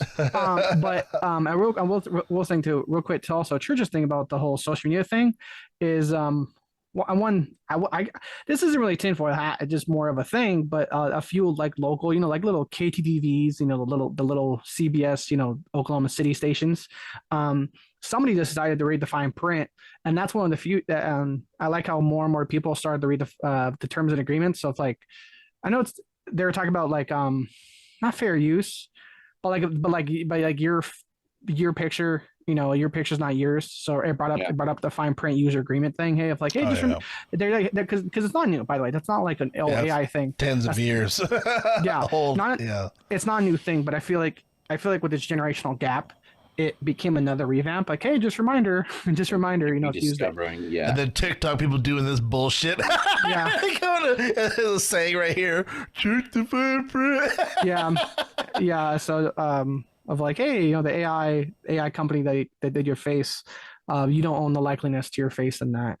Again, not a new thing at all, but I feel like with the youngins that I've never heard of the phrase, terms of service or user agreement, it made its rounds again of like, hey, what's a user agreement? Oh, that's the 5 million pages of something you scroll over and click acknowledge and accept. But I just thought that was funny. No, it is. It's crazy. Our entire lives are as a myriad of contracts that we agree to. And we don't even know it. There's an art installation somewhere where someone, like a regular size page, let's say 12 Times New Roman, because we all remember that font from high school and nowhere else. Someone did an art thing of printed all the user agreements from like ceiling to floor of all the different social media companies, and I thought it was pretty cool. I want to say TikTok. I want to say TikTok or Instagram was the longest. It was a purple pink one. So flip of the coin, TikTok, Instagram, but I just thought it was cool of like the literal pages of stuff that, again, we all accept too. I have Instagram, not Facebook, so again, it's not like I'm I'm off the grid, but I just thought it was funny that that phrase user agreement made news again, because that's a phrase we haven't heard collectively for a couple of years. Yeah, definitely. Scoring one for the PC guys, I wanted to briefly talk about Counter-Strike 2. How it was announced, because I think I talked about this on a prior episode as far as like Counter-Strike 2 for PC. If it comes out, people would freak out, or at least the people that are they love the Counter-Strike series. One of the old school pioneer first person shooters, definitely. But to dig into this a little bit, according to Gamatsu.com, says here, Counter-Strike 2 announced for PC due out this summer as a free upgrade to Counter-Strike Global Offensive. It says Valve has announced Counter-Strike 2 for PC will launch in the summer. It's a free upgrade if you have that Global Offensive for Counter-Strike. It says a limited test is currently in operation. Players will be selected based on a number of factors deemed important by the Counter-Strike 2 development team, which is pretty cool. So just not too much to say about that, but Counter-Strike 2, I remember just the old school days of the internet cafes, or just, you're chilling. They actually had dedicated PCs. You go and you pay a certain amount and you're playing Counter-Strike, trying to fuck up everybody in the game. Pretty exciting and kind of random at the same time that they're like, hey, why would you make Counter-Strike 2? I'm like, you guys should make Half-Life 3. I fucking hate you, Valve. Why are you doing this? I was just saying, Joe, how do you feel the Counter-Strike 2 is going to be a real thing before Half-Life? Gabe Newell's a cocksucker. That's all I have to say. Gabe Newell's fucking asshole. We're going to Half-Life. But it is cool. I do have Counter-Strike Global Offensive. Soon you on won't. PC, so, once it's available in the summer. Well, play it. here's my thing. Face value. There's only been a handful of times I've experienced the sequel completely replacing the original, and so far I have not liked them. Yeah. Looking at you, Overwatch 2. And I was thinking of another game. I couldn't think of one. I mean, yeah, I think Counter-Strike just needs to come to console and it'll be okay, you know. I think Global Offensive was fun on Xbox. Was it? Okay. It was like $20 or something, but I think with Counter-Strike 2, if it does mosey over to console, I mean, I think that would be cool. I mean, obviously, since Call of Duty is whatever and Battlefield, you know, no one, you know, Battlefield's like that stepchild that just keeps fucking up. Every single time. Never, I have not gone back to that game. You go back to Halo, but you're like, no, not Battlefield. I don't blame you because you spent buku money on it, and it's like, what the fuck is this? You know, right? One bastard child at a time. You didn't pre-order it, did you? What, the Battlefield? Halo? No, Battlefield. I did at Battlefield. You got the big edition. I warned you. I told you. I did it for the homie, man. He loves Battlefield. I spent like 100+ on that game, bro. It was bad. Yo, there's a homie, and there's like, Jeez. help him. It's a homie, That's the it's a homie in need. That's the worst thing because I remember spending 60 on Anthem, and I was like, yo, this is the last time I'm spending $60 on a game that I am not like that I don't just wait and see if it's good. You know, Right. like, goddamn. Yeah, that hurt. That 60 was hurt. like that too. Then like Hogwarts came out and he just like broke his vow. Yeah, he did. Oh, He did. well, He was like, yo, like, I'm never pre-ordering again. Hogwarts. Oh, fuck it. Here's my There was thing. like no reason for you to do it because No, there everybody was. was Nope. skeptical about There that was game. there was Gotham Knights absolutely came out and they were like, "Oh shit, Nope. WB lost it." There was no reason. Remember, there was a very valid reason. Very valid reason. No. They released gameplay a week before. It was the hours and hours worth of game. It was hours and hours worth of gameplay that made me realize this is a game. It was like the only reason I pre-ordered Hogwarts was when I saw that people, not devs, not WB releasing a gameplay trailer, not company people, but like regular people, regular channels I watch and other streamers I watch playing the game. And I'm like, oh, we have a game. And this was the week, remember, and this was a week before it came out. So whereas like games like Battlefield and other games have a beta 2 weeks or a launch or a game before launch, I'm like, that's not a beta, that's a demo. And so with Hogwarts releasing full gameplay a week before it came out, I was like, okay, we have a game. That was my thing. Halo, because they came out and made all these promises and didn't live up. Oh my God. Let me introduce you to a man called Todd Howard. If you're unfamiliar with games and promises and lies, there's a little company called Bethesda. He lied about it's just Fallout 76, right? Like they haven't broke the promises on anything else, right? 16 times the detail. I don't think Todd knows what 16 is. Bro, it might have been 16. It might have been 16 times the detail, bro. There's a negative in front of that. Negative 16 times the detail. He's hyping. He's just There's a certain point where marketing where you're just lying. He was lying. Clearly, there were just multiple bullet points like we're gonna have this. I'm like, you're gonna have lies. You know, lies is what you're gonna have. On my pre-order that Disney, I don't know if it's a pre-order or get early access, but it's called Disney Speedstorm, I think it's called. It's like the Mario Kart, but Disney. So it's coming out and it's not like if you're doing too good in the beginning, you're just gonna lose. So it's a game that you can just play. So, my homie's been on that for a while. He's been waiting for it. So same homie that gave me the Battlefield is like, yo, you need to get this game. And I do it because I love him. I'm like, yo, man, it's nothing, but at the same time, dude, this guy's like one more day away from like, man, so you gotta go to the stock. It's called Enron. And bro, nah. It's a video game, man. It's okay. Yo, it's called CDOs, man. You can sell mad houses. Dude, there's this monkey with like a green hat, but you can buy it with a blue hat. Oh shit, man. But it has all the terrible signs. It's a live service. It has a battle pass, bro. You gotta pay for characters. Oh, I'm not looking forward to it, man. What? A Disney game involving money? No. Bro, Patience is a virtue, Church. Just No, wait 2-3 weeks, see how the game is. I don't know. I'm about to go see John Wick tonight, so I might There you spend go. more money on that movie than this game. Ah, That's nice, good. nice. And I will say this real quick with Hogwarts. You know, I will say with Hogwarts, I still got back because that's a leading game on my card right now, my fantasy team. Hogwarts is still carrying my team, so I gotta love it. You're on that magic stick very heavily, bro. It's beating you. Hey, we both got 3 games out, and I got more points than you. I have mean, nothing to I say thought I was in the lead. I thought, No. are you in the lead now? I'm in the lead. Oh, no. Okay. I didn't know that. Good job. I didn't I know. have Okay. nothing to say because all my shit comes out later in the year. But Well, I think I got another game coming out in May. It's called Game of the Year 2023. Is that what was it? Game of the Year 2023. It's called the game that's going to keep Nintendo afloat for the next 3 years.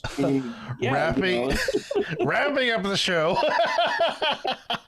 The last topic here is more so just kind of like an open conversation to a bigger conversation, but I thought this is just an interesting starting point. So according to Game Rant, it says here, according to this article, it says Redfall's PS5 cancellation may be felt by PlayStation fans for years to come. It says in another casualty of the battle of console exclusivity, PlayStation fans miss out on a title receiving support for a foreseeable future. Says here, while the gaming world was aware that Arcane upcoming vampire-themed looter shooter Redfall was being released on Xbox and PC exclusive, what was not known until just this week was that the potential PS5 port of the game was scrapped following the acquisition of Bethesda's Arcane parent company by Microsoft in 2020. Speaking with IGN, game director Harvey Smith revealed that there are plans for a PS5 release of Redfall that were abandoned per Microsoft's decision, somewhat contradicting the company's public stance on console exclusivity during the review process for the record-breaking potential acquisition of Activision Blizzard. Bethesda had previously made it apparent that Ghostwire Tokyo and Deathloop would be titles honored under the existing PlayStation exclusivity window after being acquired by Microsoft, but the company was less clear regarding whether any future Bethesda titles would continue to be cross-platform. Though the news of the PS5 version of Redfall existing and then canceled should not come as a surprise, given both that Sony and Microsoft's precedent of having console exclusives. The recent hands-on play test of Redfall supports every indication that the title has the potential to be a massive hit for Microsoft and Arcane that will receive continual support in the form of patches and content updates for years to come. I'm going to end there, end quote. So it's interesting, right? Because we're from the days of where that was normal, right? Like Xbox, The console war. Xbox had brute force, PlayStation had Ratchet and Clank or whatever.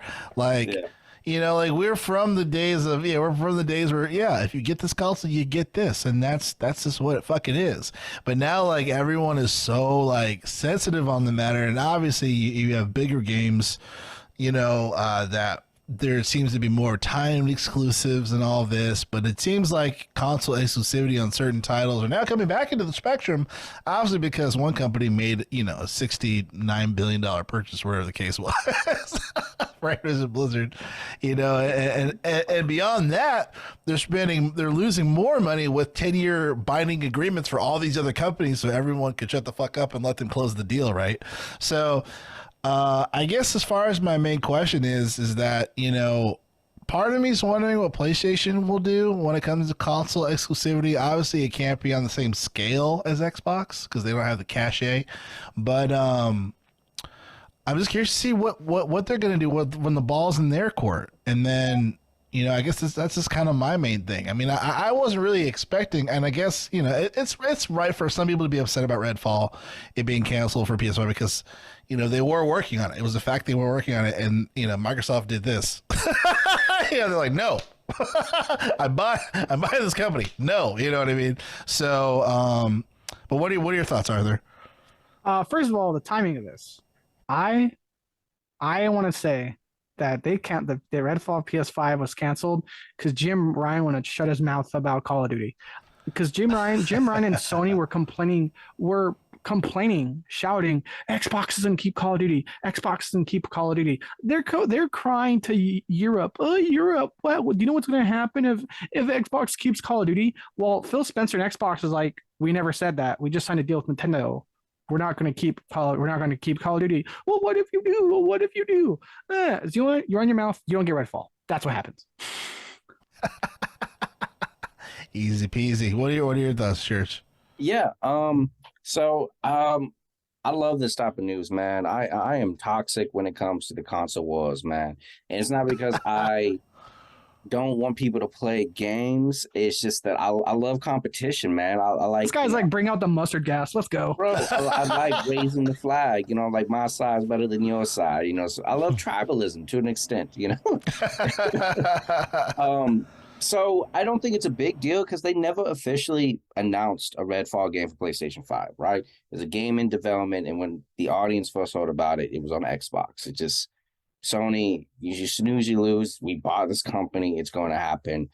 I will say that for PlayStation, who's been playing dirty for years with exclusive games, you know, Final Fantasy for years was exclusive. You know, exclusive DLCs. Yeah, with Call of Duty and stuff. So it's just, you know, now I don't know if I would say I feel bad for Xbox or a corporation, but I do see that when Microsoft or Xbox does something, it's like shame on them, you know, like they're the villains. I'm like, well, the other side been doing it for years, you know. Right. It's, you know, they finally got in the, you know, in the mud pit with the pig a little bit. So I'm for it, man. So I love to hear it. I think Arthur's right. The story broke because Jim Ryan's, you know, trying to block this deal with the EU and the CMA, and that is any story to make Xbox look bad in terms of like having exclusive content, right? Going back on the award. I mean, I don't know, man. Like, I'm excited for Redfall. Like, it is what it is, bro. That's am I. Yeah. Know? Like, what are we going to do? Like, PlayStation bought Bungie, and nobody's concerned whether or not Sony's going to make content exclusive again when it comes back to Destiny 2. Yeah. You know, like they did for exotics for years. Or like they had an exclusive exotic, and then the time it got onto other platforms, it was just basically, you know, something new came out, so it was not useful anymore. So it's just exclusive pre-order bonuses, exclusive events. Yeah. I mean... Yeah. Dude, yeah. Exactly. And they have like weird relations, but like Final Fantasy VII Remake is not meant to be a console exclusive. It's a exclusive for a time window, but nobody knows when that's coming to Xbox. It's just like it will eventually. Right. Maybe. Halo will get cooperative eventually. These are just words. Like, which one's gonna happen first, you know? Right. Dude, that's gonna be a good bet. What will happen first? Halo cooperative. Bro, we should have like ongoing bets of like long shots, you know, of like, do we think this is going to happen first, or this would happen first? So just, dude, we'll like be celebrating we'll be celebrating the birth of our grandkid and be like, Infinite got Coop. What? Infinitely delayed, man. Oh my god, dude. That's hilarious. I still say the timing of it is, again, because Sony just was like crying to the European Union about this deal, that this thing that was never happening. They were up front since day one because they knew if you're going to buy one of the makers to one of the biggest IPs in the world, you need to immediately address plans for exclusivity or not. And they were very transparent. We're not going to be exclusive. We're not going to be exclusive. We're not going to be exclusive.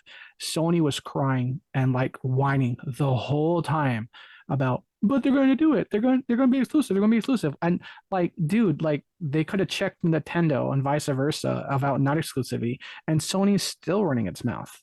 Yeah. You know, and it's like, dude, if I was Microsoft, I'd be like, you guys want Elder Scrolls 6? Shut your mouth. You want the next Fallout? You want the next, you know, and the thing is too about this, you know, and because here's the thing, mind you, too, Redfall is Bethesda. Like here's the thing too with Redfall and Bethesda. I just totally forgot. This isn't even Activision. This is Activision Blizzard. This is Bethesda. So like this is like an older purchase too. Yeah, Arcane. Yeah, Arcane. It's coming from a company that just recently, from Arcane Studios alone. No, Arcane. I think it was like. You think Deathloop? Yeah, Deathloop was exclusive for PlayStation for a year. Yep. And then Ghostwire Tokyo, I forget which studio does that one, was exclusive too. So Sony had dealings with Bethesda for exclusivity for some of the games already. So it's like, it's gone the kettle black a little bit. You know what I'm saying? Hey guys, I'm trying my own medicine. I don't like how it tastes. Yeah, I think you guys have really good points. I think Sony needs to do really a better job strategically, I think, with some of these exclusives, even if they do timed exclusives. I really think they should do exclusives, but they need to get more creative in that. You know what I mean? Because PS2 had, I think, 7,000 games released for that console, for PlayStation 2. So it's just like, look, man, I know Jim Ryan doesn't want to fuck with like bringing the old to the new unless it's a super big title or whatever the case may be. A blockbuster. But exactly, blockbuster in quotes. But he needs to do some, some research and thinking, because however he's been approaching this, I mean, clearly he's been frustrated and potentially worried when it comes to this big deal.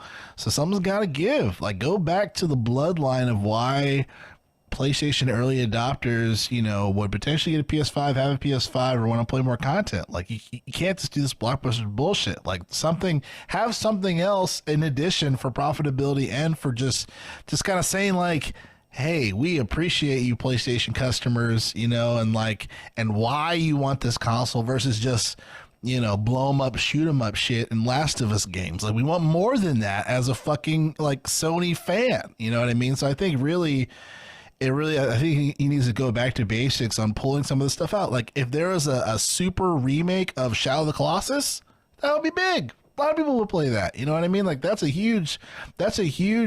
game did a lot as far as just like being like a puzzle game and you're killing these huge monsters. Like, it's like great shit. You know what I mean? So I just think they need to dig into some of these games that are on the system and try to it seems like it's the generation of remakes. You know what I mean? So it's just like, just start think hard, or try to acquire some other studios that would be more appeasing.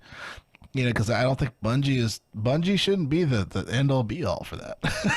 They need to do some more work. I think it's going to be interesting because this is what the internet said. I don't know if it's true, but under the premise is that Call of Duty was so successful on PlayStation. Like, it made like $1 billion. Like, they use that money to fund the first party IPs, the God of Wars and Last of Us. So it's like, that's where they were putting some of the money forward to form this exclusive contents they have. So like, it is a concern, like, if they were to remove it, how am I going to get the, revenue and kind of stuff? Even if they don't removing it and Microsoft is changing the terms of like the cut, which is a very real possibility, can just mess them up. I'm more curious with the answer to the response of Sony. I mean, they lean heavily on sequels, and I'm sure they're going to look for a game that generates a lot of revenue in terms of microtransactions, which is fine. If it has that Sony polish and that's like not, egregious, they need to do something that really balances that out a little bit more. But I foresee a bunch of remakes. I think they're going to do more of the Last of Us Part 1s, just make a sequel to the game and then update. Like, I think they take the engine with God of War Ragnarok and they're going to make God of War 1 again to bring it up to the latest graphics. It's just, I'm going to see them updating the old titles just to resell it to make it fresher. Like a very Nintendo thing to do. And you can take that as you will, at the end of the day. I think it's just going to happen more now if this acquisition goes through. Look at the success remakes with Capcom. Resident Evil. The Resident Evils?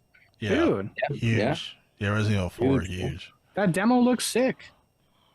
Yeah. Definitely.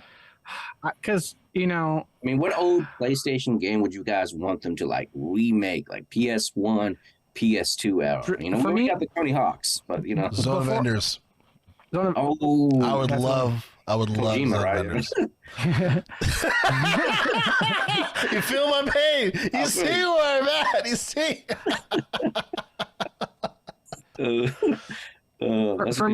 For me, Drill had it, but dude, in terms of like announcements, I know E3 is no longer live, but I still live for the E3 reactions and the comment section and the comment sections. The comment section for me now for E3 is like the digital reaction, right? Dude, they're on the books with one of Jarrell's games on his bracket, Armored Core 6. Dude, if you're gonna tell me that following success of Armored Core 6, if Shadow of the Colossus is remade by From Software, that is, I want to see that. Well, they remade Shadow of the Colossus Not too long ago. Yeah, I didn't play it, but yeah. Okay. Well, that's okay. Well, once Jarrell said Shadow of the Colossus, I just immediately thought From Software because of the Armored Core 6 thing. Yeah, they can remake it again though for PS5. They did with Last of Us. Yeah. Sony's slowly turning Last of Us into Rockstar. I mean, Another one. They took Shadow of the Colossus again, Scummy, remade it with PS5 graphics, and just added a few new monsters, bro. Like, what are we talking here? Like, come back here, you know? Like, I see them doing that more and more, and I guess I don't know if it's worth $70, bro. Bring back Burnout. The Burnout series. Yeah. Burnout 3 Takedown, exactly. Or Revenge. Revenge. I mean, PlayStation 2 games I want to come back. I need who made Jack and Daxter? That was Neversoft. That's Naughty Dog, ain't it? Jack and Daxter? Yeah, Naughty Dog, right? Yeah. Bro, Jack and Daxter. I would love a soup. Yeah. Bro. I would love it. I would love it so much, man. Same. Even Sly Cooper. Shit, I love Sly Cooper. Shinobi. Dude, Shinobi. Bro, yeah. I think, they need to go back into their other games. Bring back Sly Cooper. I know Sucker Punch doesn't want to do it because they're all samurais now, but get another studio like Blue Point just to start remaking games like they did with Demon Souls or something like that. Yeah. Is that the name of the studio, Blue Point? Is that who makes it? I believe so. I think you're right. Tenchu, remake Tenchu. Yeah. I know that's not like originated PlayStation. I think was it Nintendo originated for Tenchu Assassin, or was that PlayStation originated? I forget. I'm not sure. I know that was Sekiro was like a spiritual successor to Tenchu. Yeah.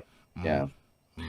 All I know is down the road. We're talking about GameStop. I got another question. The question/statement. If we see Jim Ryan still in his exact same position like 5 years, Sony's got a problem. You think he's that bad for the company? Damn. Depends on the numbers, man. I think he's not great for the company at all. You know, under his reign, they've become the most anti-backwards compatibility of the big three of Nintendo, Microsoft, and Sony. Sony by far has become the most backwards compatibility, even though the market's there for it. He's trying to shut down, how many, stores, the Vita, the PS3 thing. He's been very both I want to say public, not public, quote unquote, anti-indie, but if you would just straight up said, we're very pro blockbuster games. And around the same time, you saw interviews and interviews, podcasts, articles, how indie developers did not like working under Sony, Jim Ryan, Sony. So my thing again is he might not be that horrible, but I don't think he's been that great for it. Where in a couple of years, until they need to see some major change from the top down. I feel like I agree with you, Arthur, on the notion of I don't think he's the best fit for the company, just as far as having the best intentions for the gamer. Obviously, on paper, they're doing fine, right? It's one of the highest selling consoles as far as this year or whatever the case may be. But as far as I just see some corporatized suit and tie bullshit, you know what I mean? Whereas for Xbox, you have Phil Spencer, where he is very much obviously he's a gamer himself. He saved Xbox to a degree, and he has the gamer in mind with his decisions. With Nintendo, you have Miyamoto still in the house, very much obviously gamer. He bleeds gamer, right? If you cut him, so those things still matter as far as public perception. When you go to Jim Ryan, see some corporate fuck that doesn't really care about games. He just cares about the money made from it. And I think to a degree that is problematic.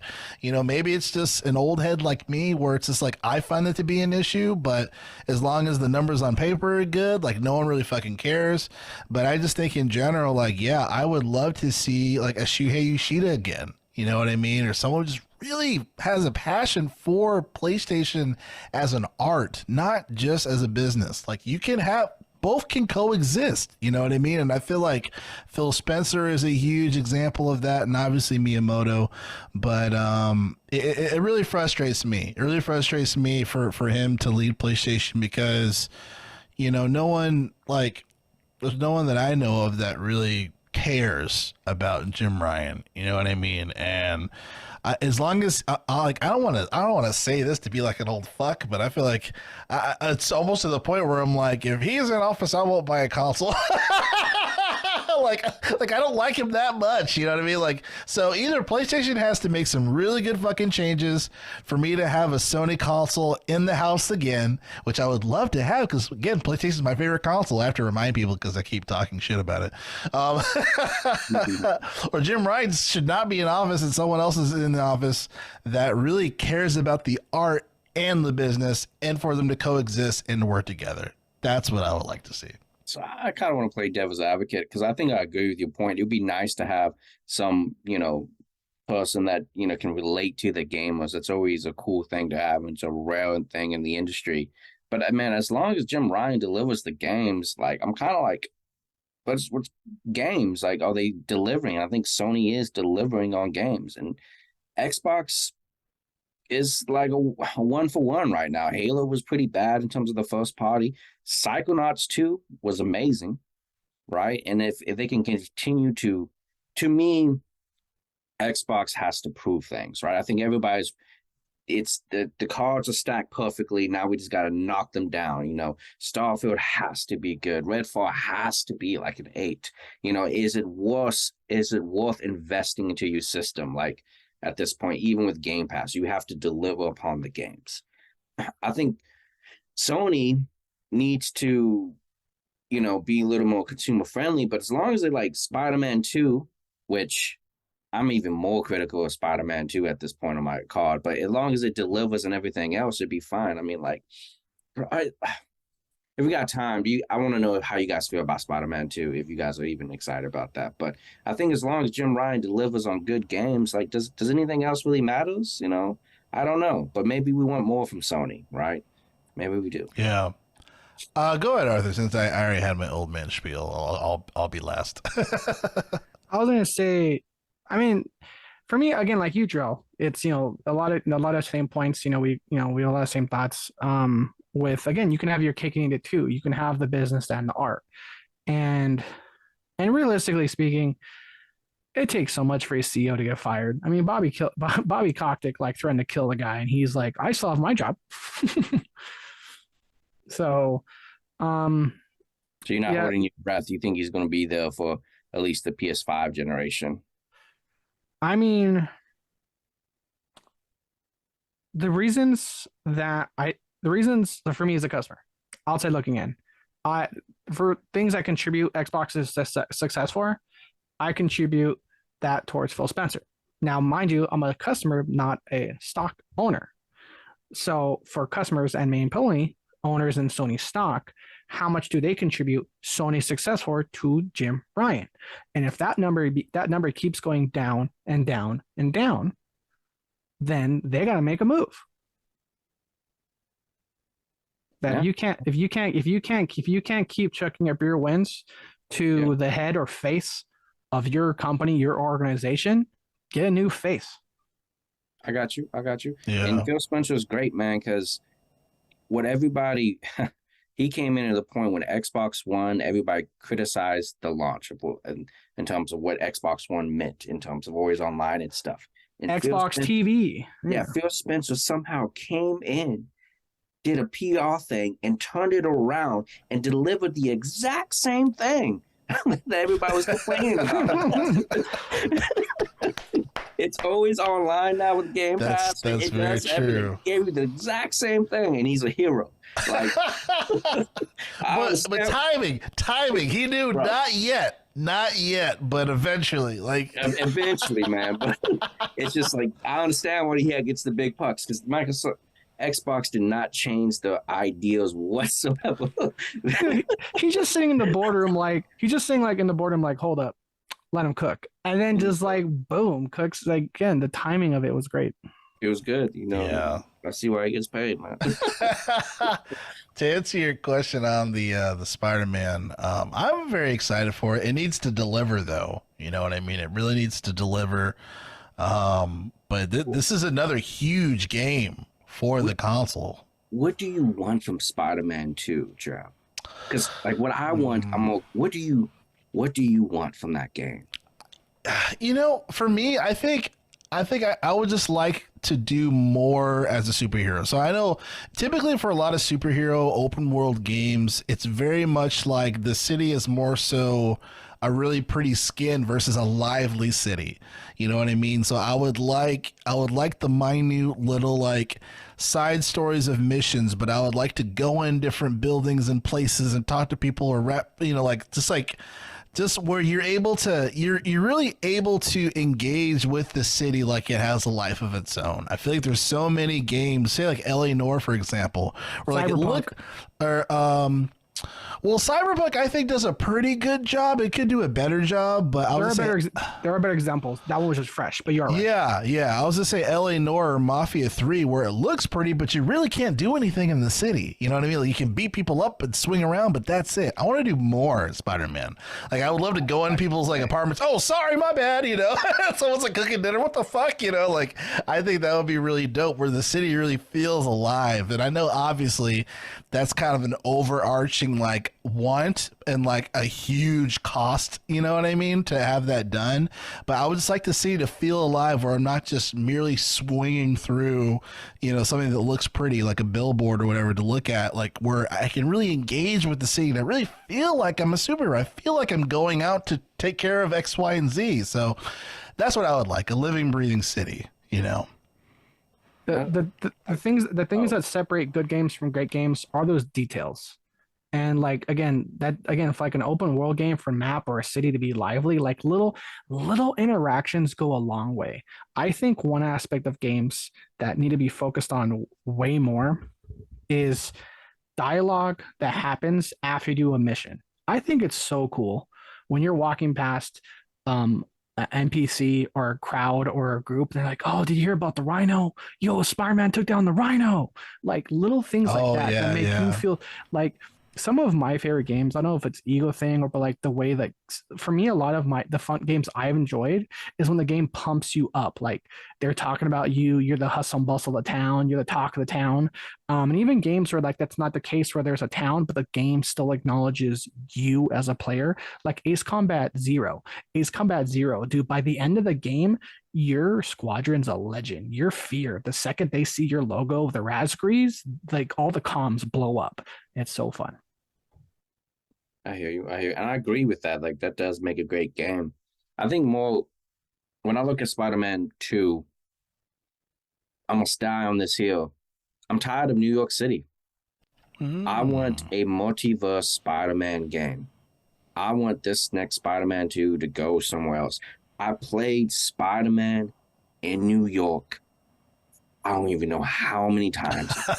It's like almost all of them, right? Like basically all of them since it became open world. So, and I've swung around the same city. And the last game was great. You know, it was the best iteration. It had the Batman combat. It had cool little jumping down, taking cars. It was done very well. But I'm just like, if you just give me more of that and a Venom storyline, I'm not going to be happy. I'm tired of seeing New York City.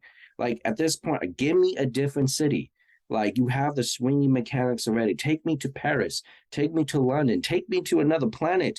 Imagine like a cyberpunk place where you're swinging around. Like if you go into another universe, another New York City, and you find a Spider-Man there, and you have to beat him in a race or maybe in a combat simulation, and therefore you get his costume because you beat him that way instead of just, unlocking it with skill points or something, or doing, I just want more from it. And like, if they don't deliver on something, if it's in New York City, it's an 8 for me. It cannot be higher than an 8.